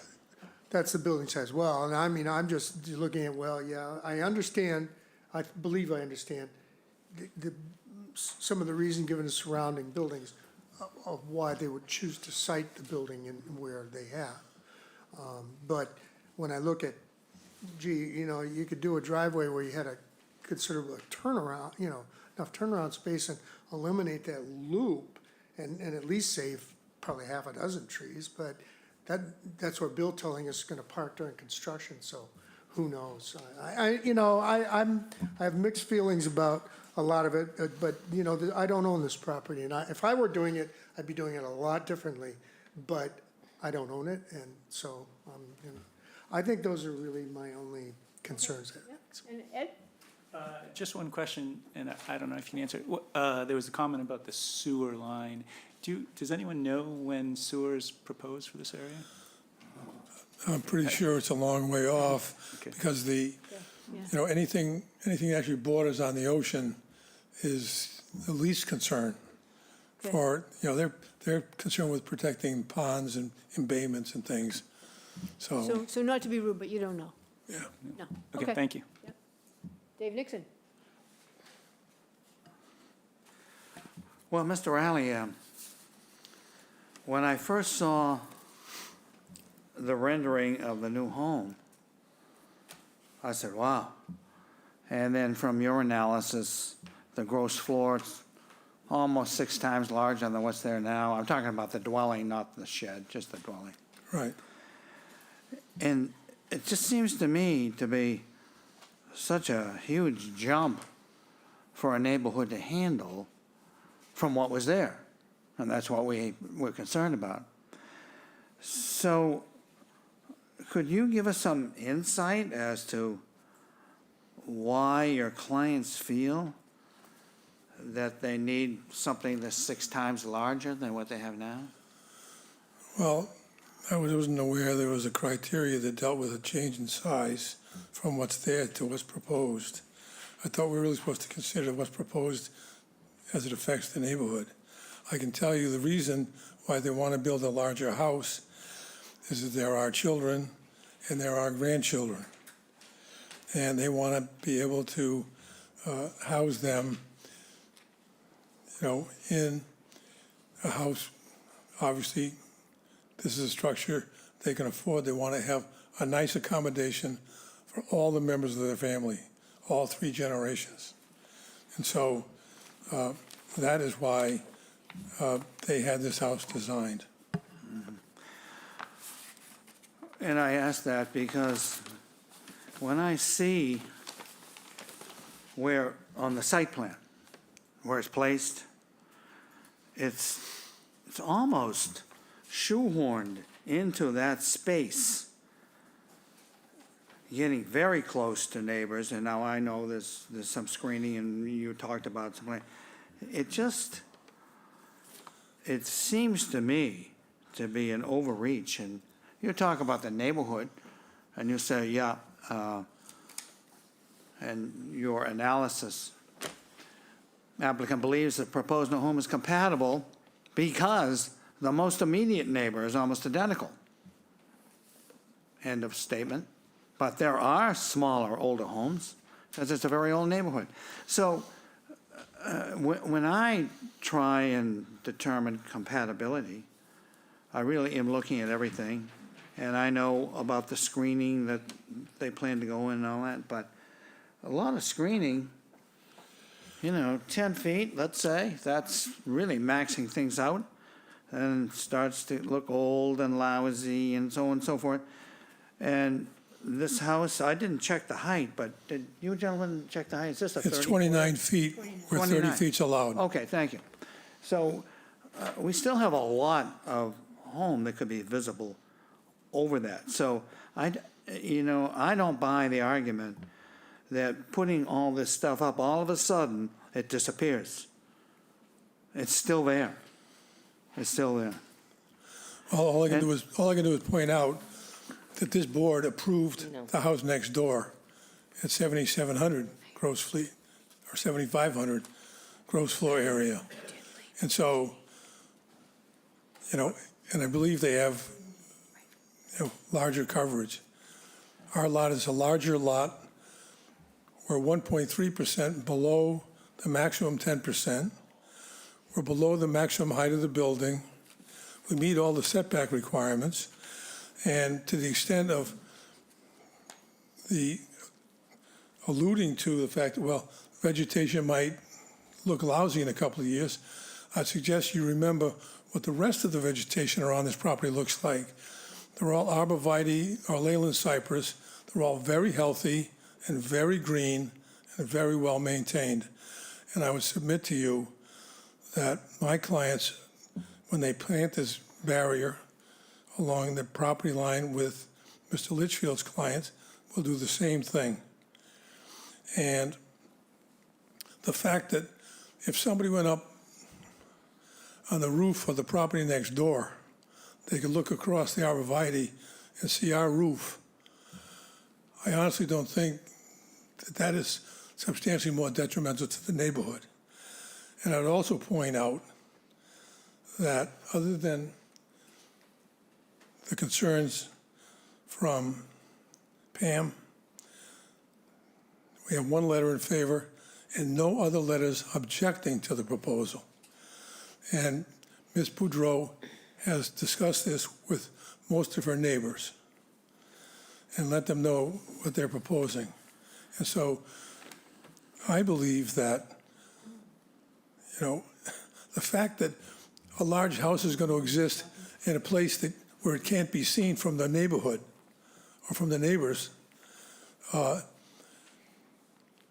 think it's a far reach to say that is substantially more detrimental to the neighborhood. Well, the trouble with your argument here, Mr. Riley, is, and you pointed out, you're talking about the one house that Mr. Litchfield represents, that's 75, the one house.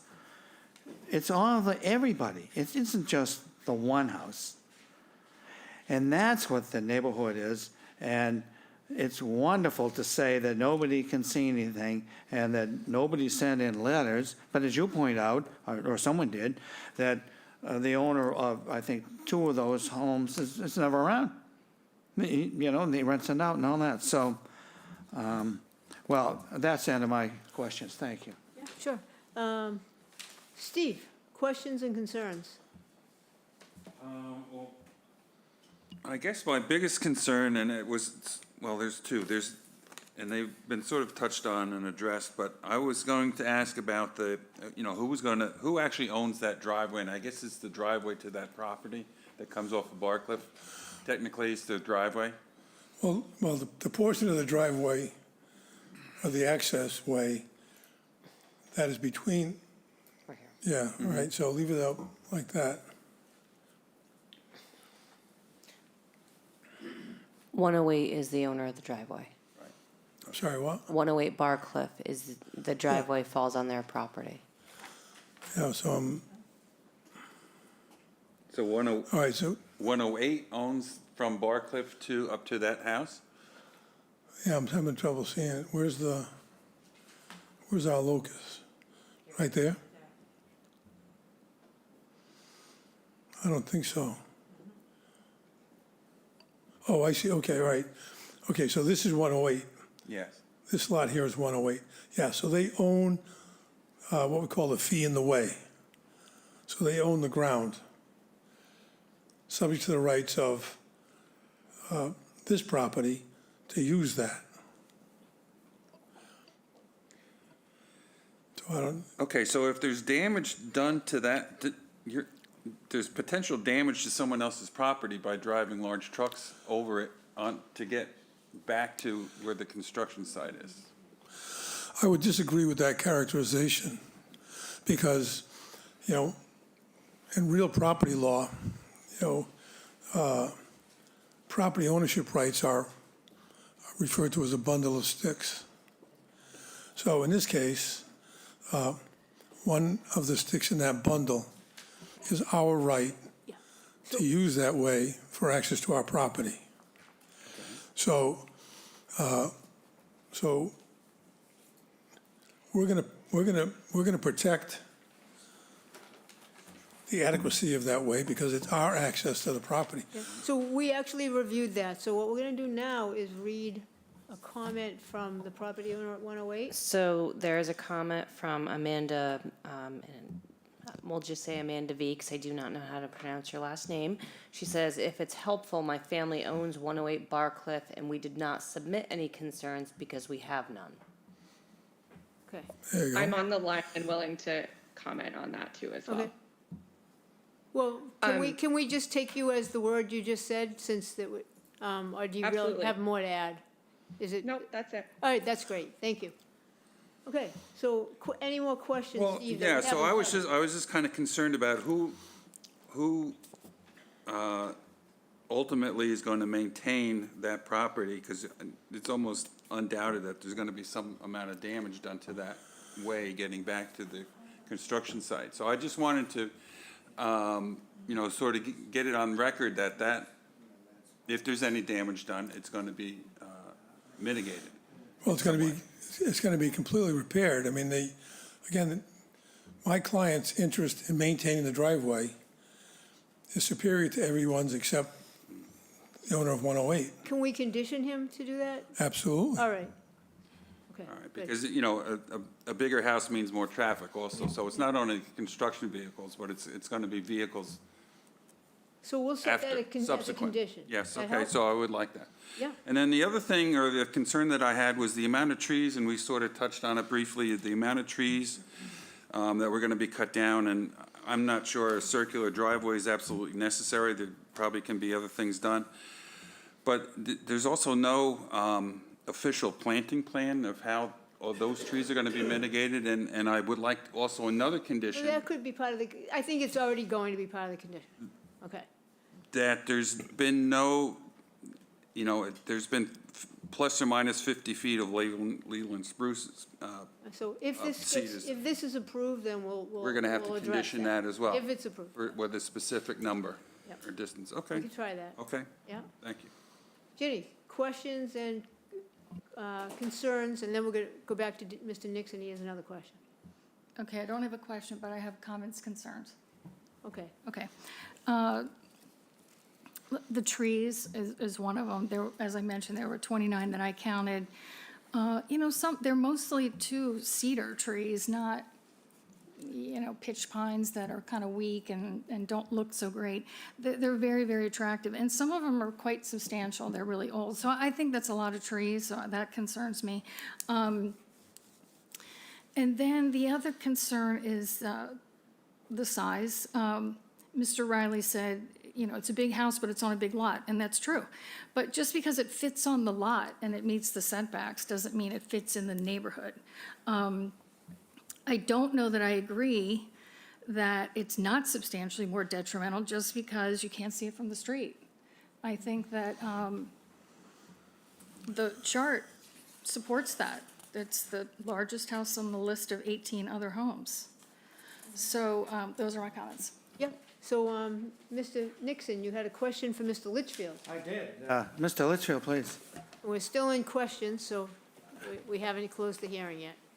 Since you had the ability, as I understand it, to view where another hedge might go and all that sort of thing, would you agree with Mr. Riley that putting more whatever there is going to somehow block out the view from your neighbor's house entirely?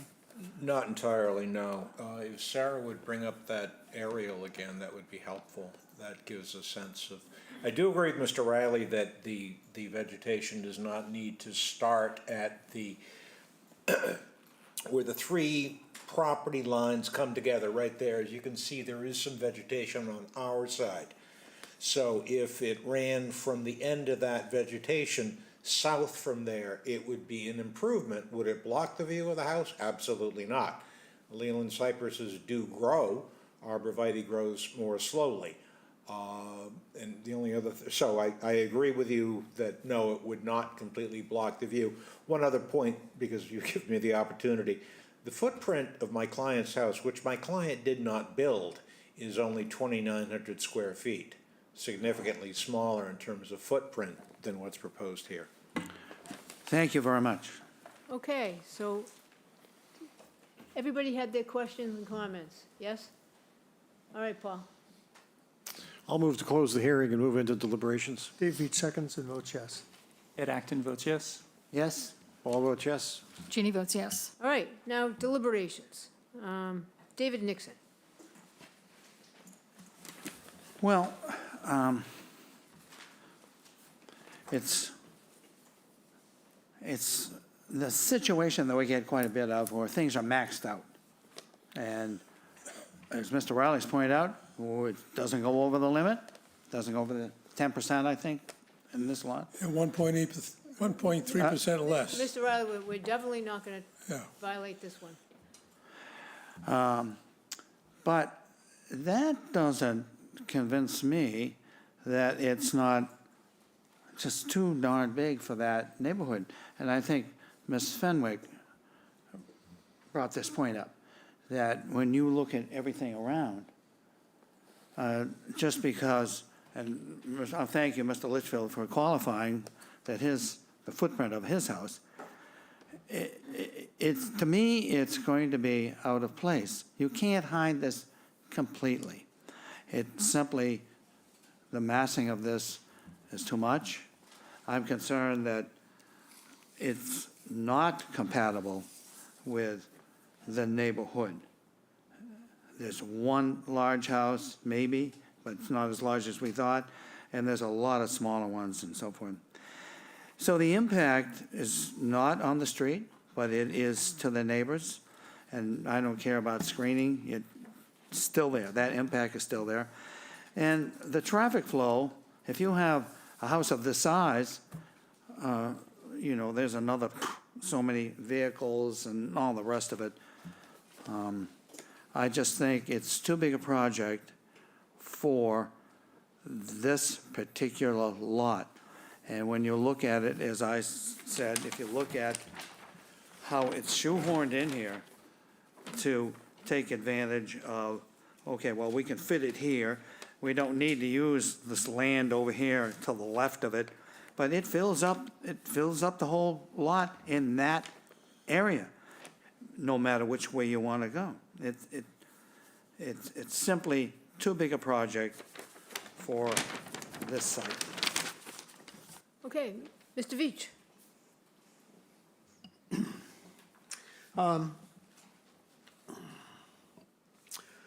Well,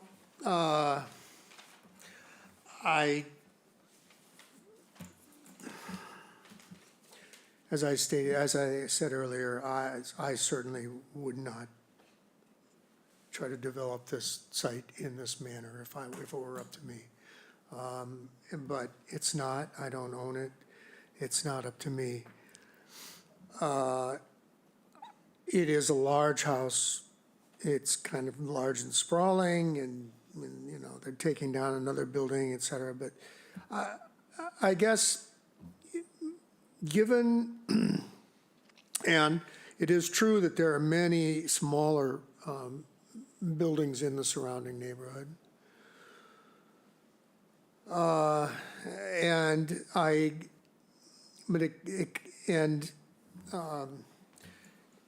it's, the question is, I mean, I think it is detrimental to the neighborhood. The question is it substantially more detrimental to the neighborhood? And I honestly think I could argue either way to some degree. But I am influenced, I guess, by the fact that it has no access other than, but it has no frontage. But it does, as far as the lot coverage and dimensional requirements, things, it meets the requirements of the bylaw. So as much as I kind of don't like it, I think that I would vote for it as not substantially more detrimental to the neighborhood. Paul? Well, I guess the thing that sort of struck me was when after I went in the driveway and I was then looking at the plans, I thought to myself, wow, that's going to be a huge change over what is existing. And what's on the whole approach into the property. When I look at the question of compatibility of the size of the proposed structure with neighboring properties, I really can't see it as being compatible with the size of the proposed structure with neighboring properties. There is one property that has the gross floor area, but not necessarily the footprint. So I'm in the same position as Mr. Nixon is, I think. I think something more compatible with the neighborhood would be something smaller than what's proposed here, even though it's not necessarily visible from the street itself. Okay, Virginia Fenwick. That's criteria 2, and that's where I am as well, which is compatibility of size of the proposed structure with the neighboring properties. The abutters, it's in the middle, you don't see it from the street, but the chart shows that it's a lot of smaller homes, and the site visit shows that it's surrounded by smaller homes and abutters. Okay, Steve, if you were voting, deliberations. If I were voting, well, I think this is a very large house, and I think it's not in scale with the things that are around it, except for one house out of this entire neighborhood. I think it's detrimental to the natural environment with the amount of trees that are gonna have to be taken down for this design. And even though some are gonna be planted in their place, these are pretty old growth trees that are gonna be removed. And, you know, the only thing that's gonna be added is some screening. So I don't really think that's a fair trade, and I think it's gonna be detrimental to the folks that wanna wait, whether it's a summer rental or not. There's still people that are gonna be living there, so I think it's gonna be detrimental to them. So I probably wouldn't support it as it is. All right, and Ed Acton, you are voting. What say you?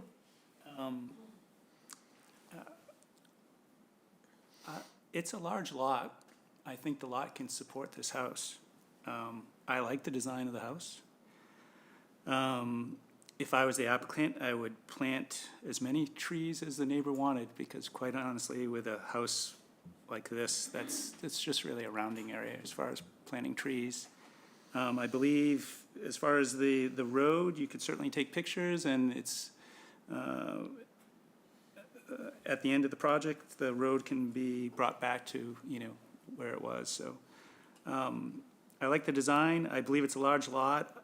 I find myself agreeing with Mr. Riley that, you know, it really isn't going to be seen by really anyone except for a couple of the neighbors, and the neighbors seem to support it. So I guess I would vote yes for the project. Okay, and Lee, last but not least, if you were voting. If I were voting, well, I think everyone's initial, or many of ours, initial reaction was, wow. And as you say, it's a large lot, it's a large house. I agree with Dave Beach. If it were my property, I probably wouldn't be doing it this way either, but I don't own it. I'm not voting today. I personally would like to see them scale it back a little bit. I just think it would fit in a lot better. The fact that you have to screen it kind of says it all. But I'm not voting, so. Well, you can count, Mr. Riley.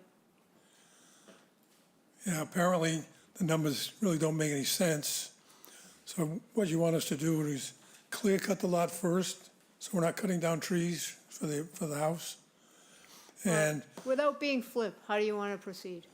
we'd request a withdrawal without prejudice. Very good. Paul? I'll move to grant the requested withdrawal without prejudice. Dave Veach seconds, vote yes. Ed Acton votes yes. I vote yes. All vote yes. Ginny? Ginny votes yes. All right, well, that's unanimous. Does anyone want to take a break, 5-minute break, or do you want to plow through the next two? Yeah. Plow and plow?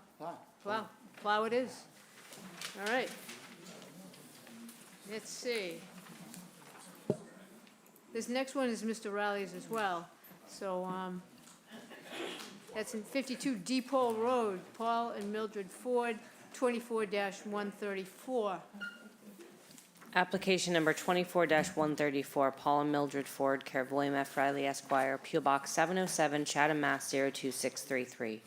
Owners of property located at 52 Depot Road, also shown in the town of Chatham's Assessor's Map 2B, Block 36, Lot 20. The applicant proposes to change, alter, or expand a non-conforming dwelling in a non-conforming lot via the construction of additions and a deck. The existing dwelling is non-conforming in that it is located 14.6 feet from Depot Road, where a 25-foot setback is required, and 12.8 feet from the easterly abutter. The proposed additions will be located 11.2 feet from the easterly abutter, and the proposed deck will be located 4.7 feet from the easterly abutter, where a 15-foot setback is required. Also proposed is the removal of 2 non-conforming sheds.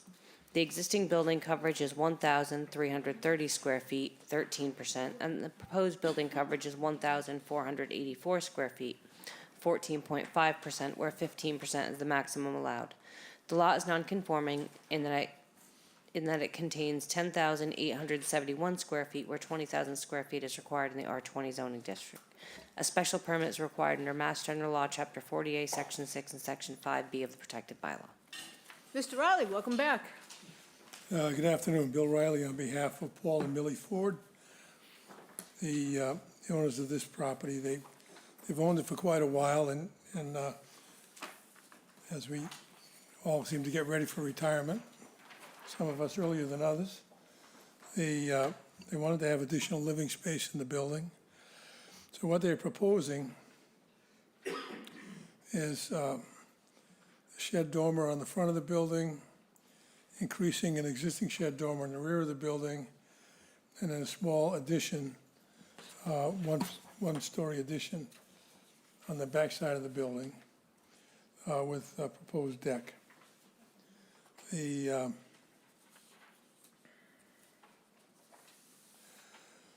So the increase in coverage, right now,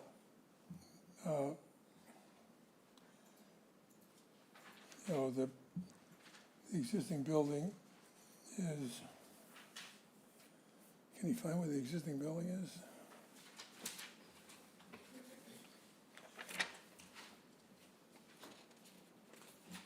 One 330 square feet at 13%. Yeah, okay. Yeah, the print's very small.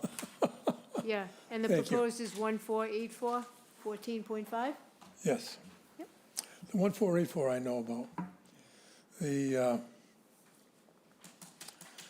So in terms of expansion of the building, the proposed addition is very modest.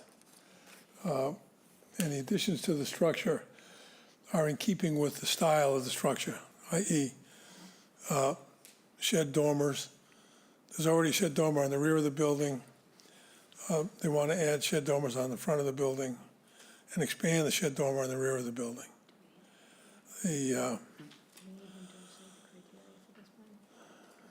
So we think it's very much compatible architecturally with the neighborhood.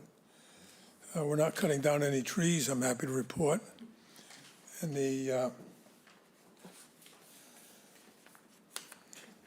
so I think, I know we have a concern from our neighbor to the east.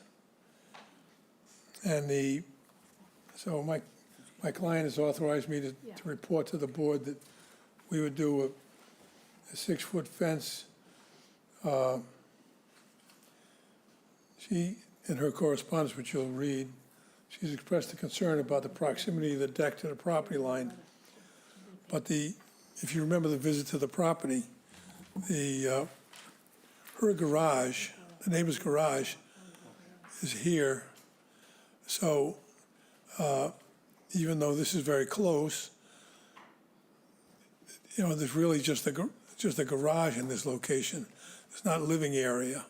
And so we believe that with a privacy fence, which she requests in her correspondence, that is suitable protection for her. She also talks about moving the shower, but the outdoor shower already exists. If you were on the site, right now, of course, the shower is right there at the back corner of the building.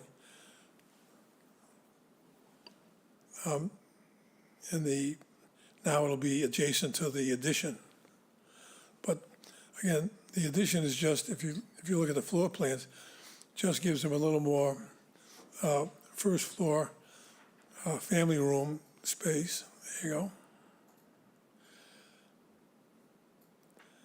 go. Enables them to enlarge the kitchen and have the property available for use, greater use on a year-round basis than the existing structure. So I'll run through the criteria. You want to just hit the applicable criteria? Would that work for you? Sure. Because you did, you did give us some written criteria. Okay. All right, so we think the size of the dormer is adequate. We think compatibility of this structure with the neighboring structures, we think they are very much compatible. We have the list on the back, and there are structures of our size and larger, and a couple of structures that are somewhat smaller than ours. But again, we think this is a neighborhood where people are converting what were formerly summer cottages into year-round homes and then retirement homes. This home was built in 1948, so post-war things are a little more modest, I guess. So increase in the non-conforming nature. We are moving closer to the lot line, but in accordance with the request of our neighbor, we're happy to put a 6-foot privacy fence along that boundary. We think the site is suitable because it's a level. Impact of scale, siding, and mass, really, we think the impact of scale, siding, and mass is very modest because we're just proposing dormers on the front, enlarging the dormer on the back, and the small addition, which is on the back side of the house and is further away from the street than the main house. So we think that the proposed change with a privacy fence along our eastern border is not substantially more detrimental to the neighborhood than the existing structure. Okay, is there anybody here on Microsoft Teams that wishes to speak in favor of this application or has a specific, no, just in favor? Anybody? Okay, seeing none, I will read. Before I read the correspondence, I want to say that I noticed that there is a Teresa Redmond, I believe, online, and we also have. And she wrote the letter. Okay, right, I was just going to say that, thank you. I'm here. Okay, you have a choice, ma'am. We read the letter, or you can speak when we turn to the option of if anyone wants to speak against or has a specific question. What would you rather do? Have me- I'd rather you read the letter and I'll comment later. No, we're not going to comment later. You have a choice. You can pick. You can read the letter. Okay. Read the letter. So you're going to forfeit your opportunity to speak, okay? Okay, no, actually, no. I'm gonna change that because I don't agree with the 6-foot fence. Okay, so, okay. So I'll well- read the letter. I can read the letter. Oh, sounds good, and then you can ad lib, sure. All right, Okay. very good. So I'll get back to you, stand by. Next, Okay. we're gonna right now just read the letter from the Health Department, 12/3/2024. Judith Giorgio tells us she reviewed the plan to renovate and add an addition to this property. It appears that the dwelling will maintain the existing two-bedroom layout and will not encroach on the existing septic system. I have no concerns. So that concludes the letters that will be read. Now, is there anybody here on Microsoft Teams that wishes to speak against this application or has a specific question? Nobody in the audience, but we do have you online, ma'am. If you just state your Yeah. name and do your thing. Okay, my name is Teresa Redmond. I live at 42 Depot Road, directly next door to the Fords. I do have some concerns about the proposed changes. Okay, so the additional dwelling is planned to be located 11.2 feet from my property line. It does not meet the current setbacks requirements of 15 feet. While I understand that setbacks may vary, I'm willing to allow the addition as is depicted in the plans. So that's number one. Number two, the outdoor shower. When I looked at the plans, I assumed the outdoor shower was being moved from the current location. The gentleman that just spoke before me said the outdoor shower is proposed to be in the same spot. If it is in the same spot and it's the same size, I don't have any objection. Okay, for the Okay. proposed deck, I have a couple concerns about the deck. Can you please confirm the height of the proposed deck? Can someone, not, I'm gonna, the way we're gonna do that is I'll ask the building commissioner. We'll cheat a little bit. And, But I think you're showing being no, Mr. first Riley. floor level. Yep, just wait. I don't know if we know the height of a deck, do we? It looks like a low elevation deck right off the addition, looks like a step down from the addition. A step down from the addition. And just have to remind you, ma'am, you're only supposed to have 5 minutes to do this, so I'll let you move along. okay. And then the setback of the deck at the furthest part to the back of the property is proposed to be only 4.7 feet from my property line, which is, in my opinion, way too close. So I would ask that they stick to the 11.2 feet, which is at the current, their current property is at. And regarding the fence, I know they said they would do a 6-foot fence, but given that the deck is somewhat elevated and I know the gentleman that lives in that property is very tall, I would request that a minimum of a 7-foot fence be installed. Right. Just so you know, I'll let staff tell you about the fence height.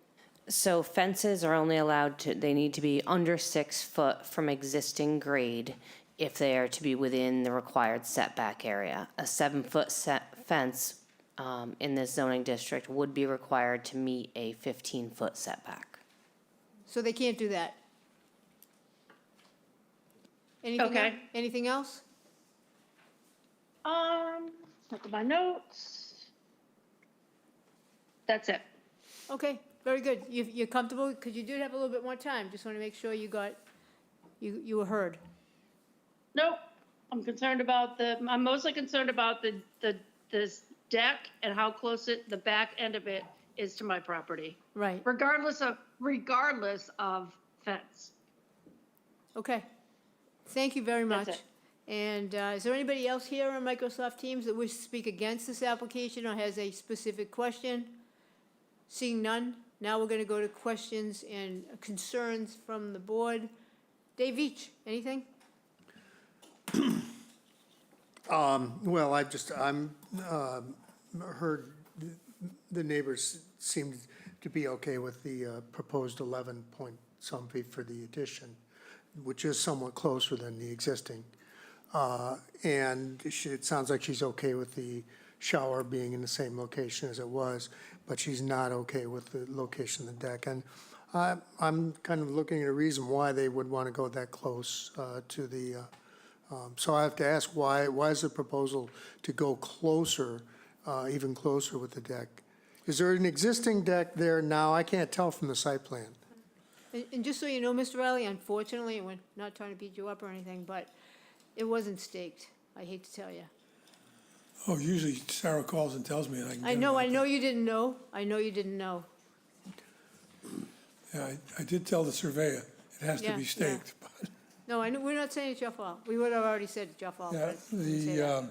I assume the reason it goes that way is you're continuing, if you look at the line of the angle of the house to the property line, they're just continuing it parallel to the line of the house.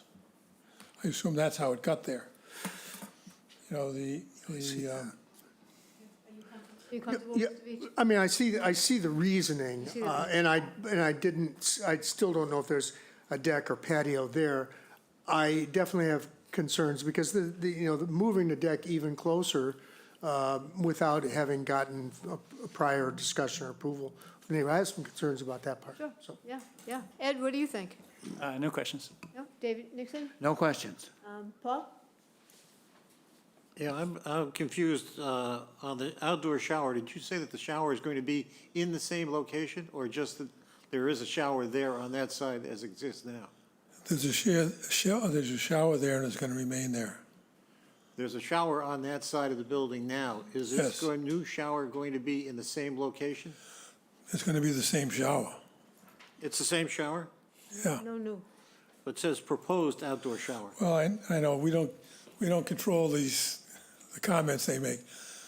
If you drove by the house today, or sometime in the previous days, on the right-hand side of the house, there's a fence enclosure around the existing shower. We see it up there. Very good. Okay. Any more questions, Paul? Yeah, just a minute. Yeah, sure. And the configuration of the proposed deck, is there a reason why it has to be at the far corner at 4.7? No, and I can answer Dave Veach's question. There's currently, looks like a stone or shell patio off the back of the building, and they just want to replace it with a deck. so there's a patio there now. The proposal is to have a Right, if you look in the- one-step-up deck. Yeah, if you look Yeah. at the picture on the second page where it says back, and right and back, you can see the stone. Okay, yeah, I See it? using my imagination to a certain extent, but yeah. So what determines the size of the deck there? I mean, Well, there's nothing that compels it to be 4.7 feet. That's correct. And the curved line there, that's the left-hand side of the proposed deck as you look at it from above, is that curved for a particular reason? I mean, where does this configuration come from? Well, it came from an art person, the architect. And if you look, there's a sort of a ghosted in, it says, the curved line is around a stone patio. It's around an existing stone patio? That's what it, Okay, Yes. the patio just isn't shown on the site plan. That's the only difference, right? You can't see it very well, but it's right. Yeah. Oh, okay. I mean, so if the board, you know, wants the deck to be further away, you know, and that's a condition of approval, if you know, we can shift it over so that the eastern side, the side closest to Mrs. Redmond, would be a line that is an extension of the eastern wall of the addition. So it would still be,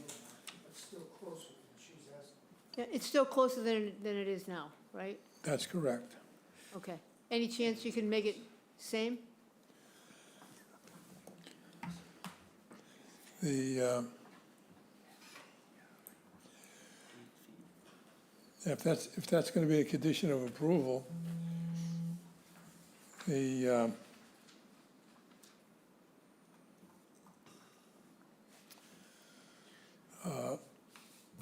you know, I mean, they can always put a patio there instead of a deck, so it would be their option, I guess.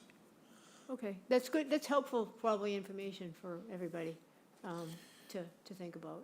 And then, let me just clarify, the issue with respect to the fence is that a 6-foot privacy fence does not have to meet the setback, but Right. a 7-foot privacy fence would have to meet the setback, It would require a variance, and would require a variance?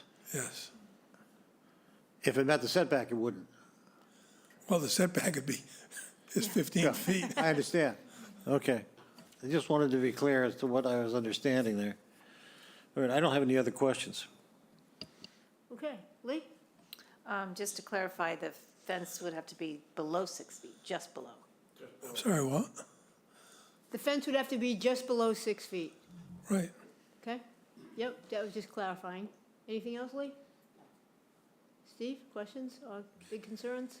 Well, the fence can only be 6 feet, but could there be a vegetated buffer there that could be allowed to grow to 10 feet tall?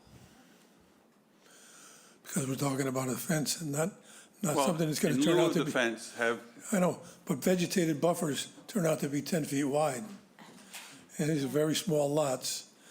And I don't think Ms. Redmond wants it on her lot, which would mean it would encroach on our lot and would be a huge impediment to the use of our property, which is already very small. So we prefer to stick with the fence. Yep. then, you know, possibly a patio would be a better idea than a deck, because at least you're gaining a foot, be a foot lower, so it might not impact the neighbors as much. Right. Jenny? Well, then we wouldn't need the privacy fence. True. Perhaps? Isn't there already a fence there? We're not talking about There's a adding new portion of a fence there, yeah. Portion of a fence. So we're talking about adding a fence along that line, okay. Yeah, I have a quick follow-up question about the deck. So I think what I heard Ms. Redmond say, is that her name, Redmond? Redmond, yeah. Is that she was okay with the deck as long as it met the 11.2, which is the corner of the house. Right. So the deck, we're not talking about no deck, we're just talking about shifting it over to the west side. Right. Okay, so if they do that, is it going to be, do you need to step up into the shower, or see how there's a little portion of the deck that's on the side of the house, presumably, you know, to get access right into the shower? Right. So can that stay? Or, I mean, do you have to have that? I don't remember if you have to step up into the, because it'd Well, be it's- nice to have that little platform in some way. Yeah, I mean, they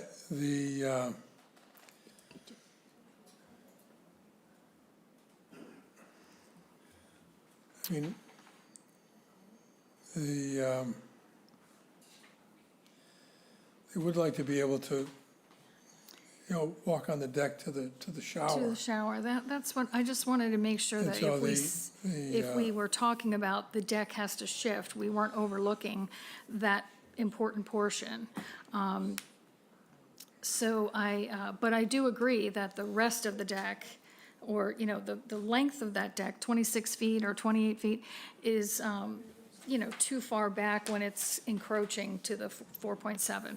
So if the deck could shift over, but still accommodate that piece to the shower, I would just want to make sure that we were accommodating that in the discussion of the deck change.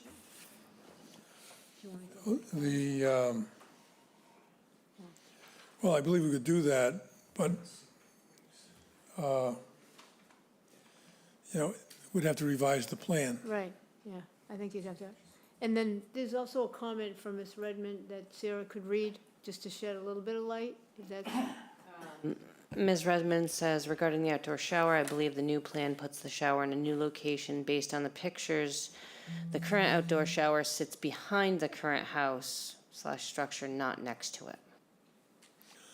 do you agree with that, Mr. Rowley? Because that's my no. memory of it. No, because what's happening is they're building an addition. So right now, the shower's behind the house. Right, When they build the addition, it's going to be next to the addition. If you look on, so it is gonna move. no, what's moving, we're building a new addition. So Yeah, if you look on, now move. Okay. if you look on what is, And there's no such thing as showers in Chatham anyway, right? that's right, it's a rent, only in conservation jurisdiction. So this would be the third page, Sarah.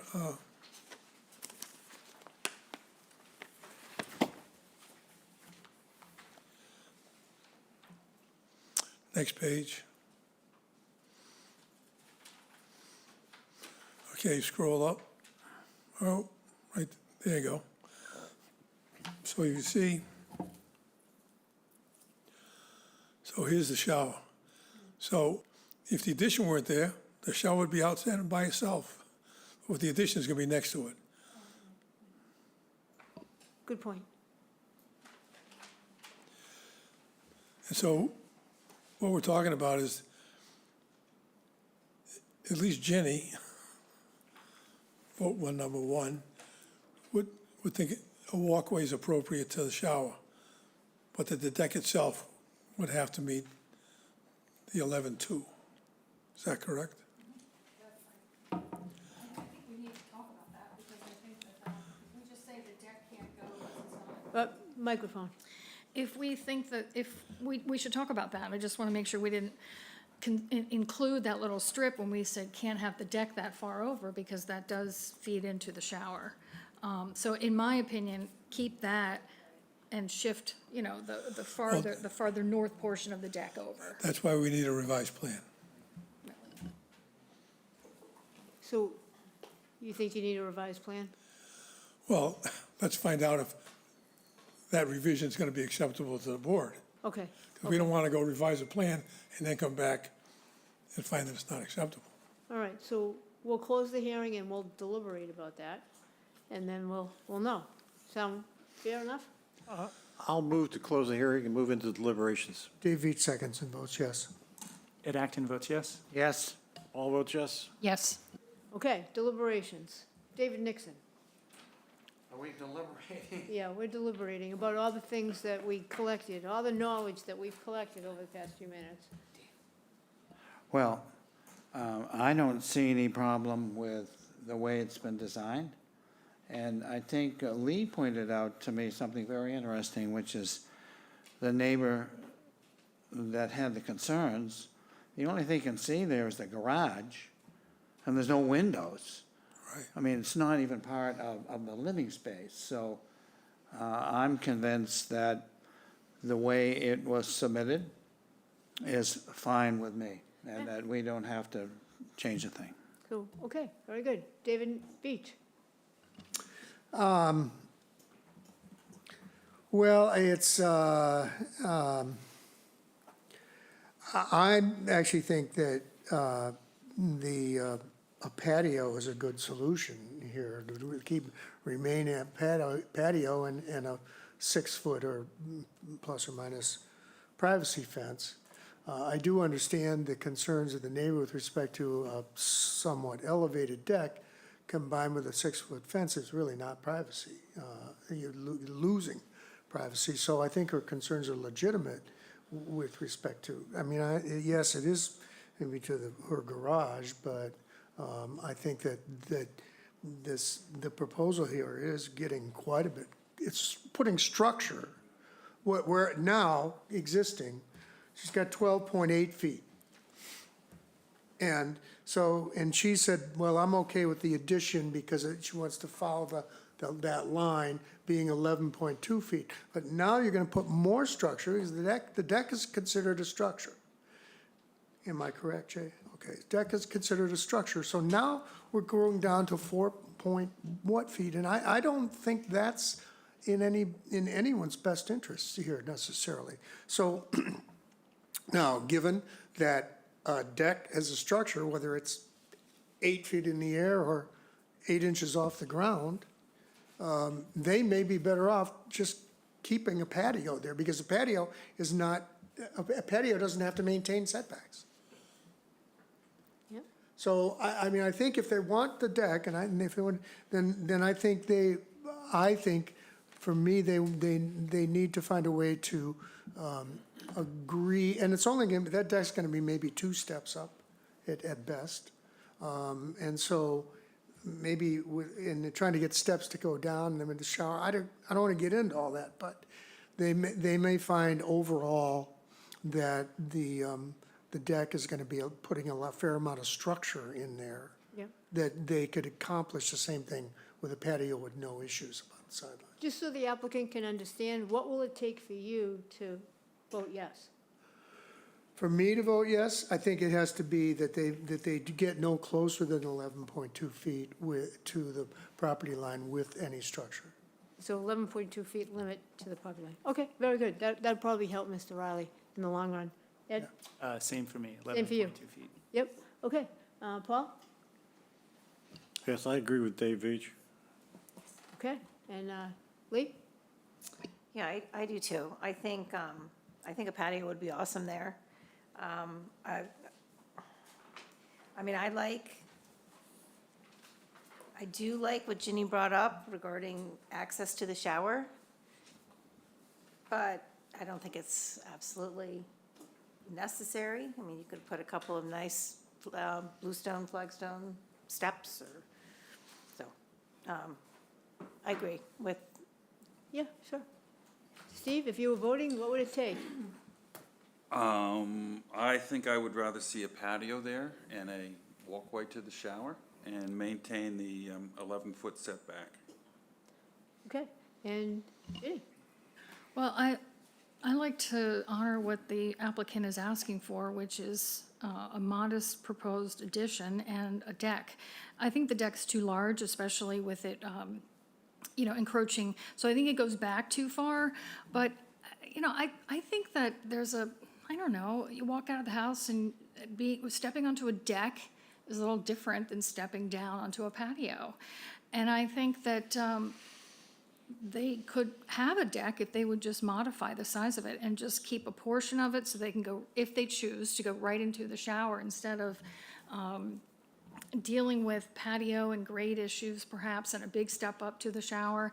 So I would not be opposed to a deck with a little carve out for the entry to the shower and then cutting off the length of the deck, shifting it over to the western side and cutting off the back part so that it honors the as close as possible to the 11.2. So you'd be okay with a deck as long as it was 11.2 feet away from the With the exception of the shower, because the little piece of deck that goes into the shower is not an 11.2, because the house is at 11. So that's like 7 feet, I think. So it'd be like 7.2 or something Yeah, like that. so with that one part, Just that one part, and obviously enough to, Yeah. to turn into it, and then they could have a smaller deck. okay, That's what I would yeah. be okay with that. So I came in here thinking what the others said, that you need to be 11.2 away, and that's the end of the story, no matter what it takes. So that's what I was thinking, just so you know. But I'm not voting, so, do you want, I think we could probably take a vote. What do you think, Mr. Riley? Well, if we don't have 4 votes in favor of what's here, we have to come back with a revised plan. Do we have, I think we have 4 votes in favor of having a patio. versus a deck, though. I think we do. Well, I know, but they don't want a patio, so, Your client doesn't want a patio. well, I mean, I guess, here's the other thing, it's a trade-off. Yeah, You know, if we have a deck, we're willing to put up a privacy fence. yeah. If we don't have a deck, we're not willing to put up a privacy fence. So I don't think you have 4 votes then, yeah. You probably don't have the 4 votes then. Wait a minute. I can't count. Why don't you just take a little straw vote? Straw vote. Yeah. We'll do a straw vote. All right. Okay, so as presented? Not, what should be the motion, Paul? Well, it sounds to me as if we're going to have a deck, then there's going to be a need for a new plan. Right. And in that situation, you're going to need to continuance to then come back in with a new deck. Right. And you can make a decision whether you want to go ahead with a new deck or whether you want to do a patio in lieu of that. Right. It sounds to me as if you would have support for a patio with a majority of the people. Well, So you guys with- don't with a- control patios. We can put a patio anywhere we Yeah, want. right, right. Right, You know that. so as a result, I would suggest a motion to continue to allow you to revise the plans if you want to do a deck. Okay. Would you like to do that? Yeah, I don't think we need much time. So, Well, first it's gonna meeting. be February, I can guarantee you that. Oh, come on. We're talking about a minor change to a plan you've already reviewed, and there's no objection to the house. We're talking about a Let's see deck. what Sarah says. We just have a lot. I know, but this is But a, let's just see what Sarah says, whatever Sarah says. We do have a lot of applications. I am booking out to February right now. However, if it's just coming back for, and I was just looking at the agendas for January. If it's just coming back to review a revised plan, how quickly would you be able to turn the site plan around so I can provide it to the board? we'll have the revised plan in 2 weeks. Okay. That's cutting a little close for them getting their packets, their January 9th packets they'll get during the Christmas week, if you will. Oh. So Merry Christmas. would you be opposed to January 23rd? Okay. Paul? I'll move to grant the requested continuance to January 23rd, Okay, 2025. Ed just said, Just one comment, because I just want to make sure the Sure. applicant doesn't waste any time or so. And I don't want to speak for my other board members, but I think there was a few of us that said 11.2 feet was as close as the deck could get. So I just want to make sure. Yeah, no, I understand. and Okay. if I were voting, well, will I be voting that day? Maybe not. You never know. Yeah, I might. Well, it And- should be the same vote, same people are voting today. Yeah, yep. Should be. All right, I think there's a rule that I could say I listened to the hearing, given that I was here, but anyway. So did you make a motion, Paul? I did make a motion Then I second that to motion. con- and I vote continue to yes. January 23rd, 2025. Yep. Yes. Second, and vote yes. Yes. All vote yes. Ginny, just say yes. Yes. Done. All right. Last one, and this is going to be, David Strauss is going to present. No? Oh, he's No, not. Bill Okay. Riley's going to present. All right, I didn't see your name on it, so, Well, I pardon was me. retained after it was filed. All right, very, very good. But So, I have to tell you, okay, no, we're not Mr. Strauss is gonna- here, Yeah. and he's very worried right now. all right. Well, this is 24-135, Slobodka Strauss, care of David Strauss, with Mr. Riley presenting. Application number 24-135, Slobodka Strauss, care of David Strauss, 56 Riverview Drive, Chatham, Mass. 02633. Owner of property located at 88 Fox Hill Road, also shown on the Town of Chatham's Assessor's Map 10L, Block 19, Lot 13A. The applicant proposes to change, alter, or expand a non-conforming dwelling on a non-conforming lot via the construction of an addition and deck. The existing dwelling is non-conforming and then is located 33.2 feet from the road where a 40-foot setback is required. The proposed addition and deck will comply with all bulk and dimensional requirements of the bylaw, but is considered a substantial alteration, and under the second except clause of Section 6 of Mass General Law, Chapter 40A, such substantial alteration requires the grant of a special permit. The existing building coverage is 2,419 square feet, 8%, and the proposed building coverage is 2,740 square feet, 8.8%, where 10% is the maximum allowed. The lot is non-conforming in that it contains 30,258 square feet, where 40,000 square feet is required in the R40 zoning district. A special permit is required under Mass General Law, Chapter 48, Section 6, and Section 5B of the protected bylaw. Okay, Okay. Mr. Riley. The first thing I'd like to say is that if you look through the plans, there are proposed dormers, adding area on the second floor, and this addition. Jay staff determined that the dormers were allowed without a special permit because they meet the Bjorkland safe harbor. So that work is ongoing, if you were there. So David is here today. So what we're seeking is approval for a 240 square foot addition. I'll talk if you want me to talk. Actually, Mr. Nixon has already given us the okay to skip the criteria, so, and you presented them, I mean, you prepared them. We have them for the record. So, I so did. very good, very good. So that's your application? Yeah. Yeah, okay, very good. Anybody here on Microsoft Teams wish to speak in favor of this application? Please make it known. Seeing no one at all, I will read the one letter from Judith Giorgio, received 12/3/2024. I reviewed the plan to renovate and add an addition to this property. It appears that the dwelling will maintain the existing four-bedroom layout. However, the addition appears to encroach on the new IA septic tank. A site plan showing the setbacks to the tank will be required prior to approval. Do you want to address that, Mr. Riley? Do you need to address that at all? No? No, well, Okay, very good. you know, it's what Judy wants. Judy gets what Judy wants. Yep. Okay. Is there any, The owner may be able to address that. if the owner wants to address it, he's got to go up to the mic, if you would. Just, yeah, I no hope rush. this isn't a case of snatching defeat from the jaws of victory. Yep, David Strauss. So can you repeat what you said, that Judith said that it was? She wants a site plan showing about the septic tank. Okay, yeah, that site plan was provided. Okay, that happens all the time. No Okay, worries right, then. Yeah. No worries. Yeah. Yeah. That's fine. You're Okay, in good hands with Mr. Riley. yeah. If anybody's here on Microsoft Teams that would like to ask a question or has a problem with this application, please make it known.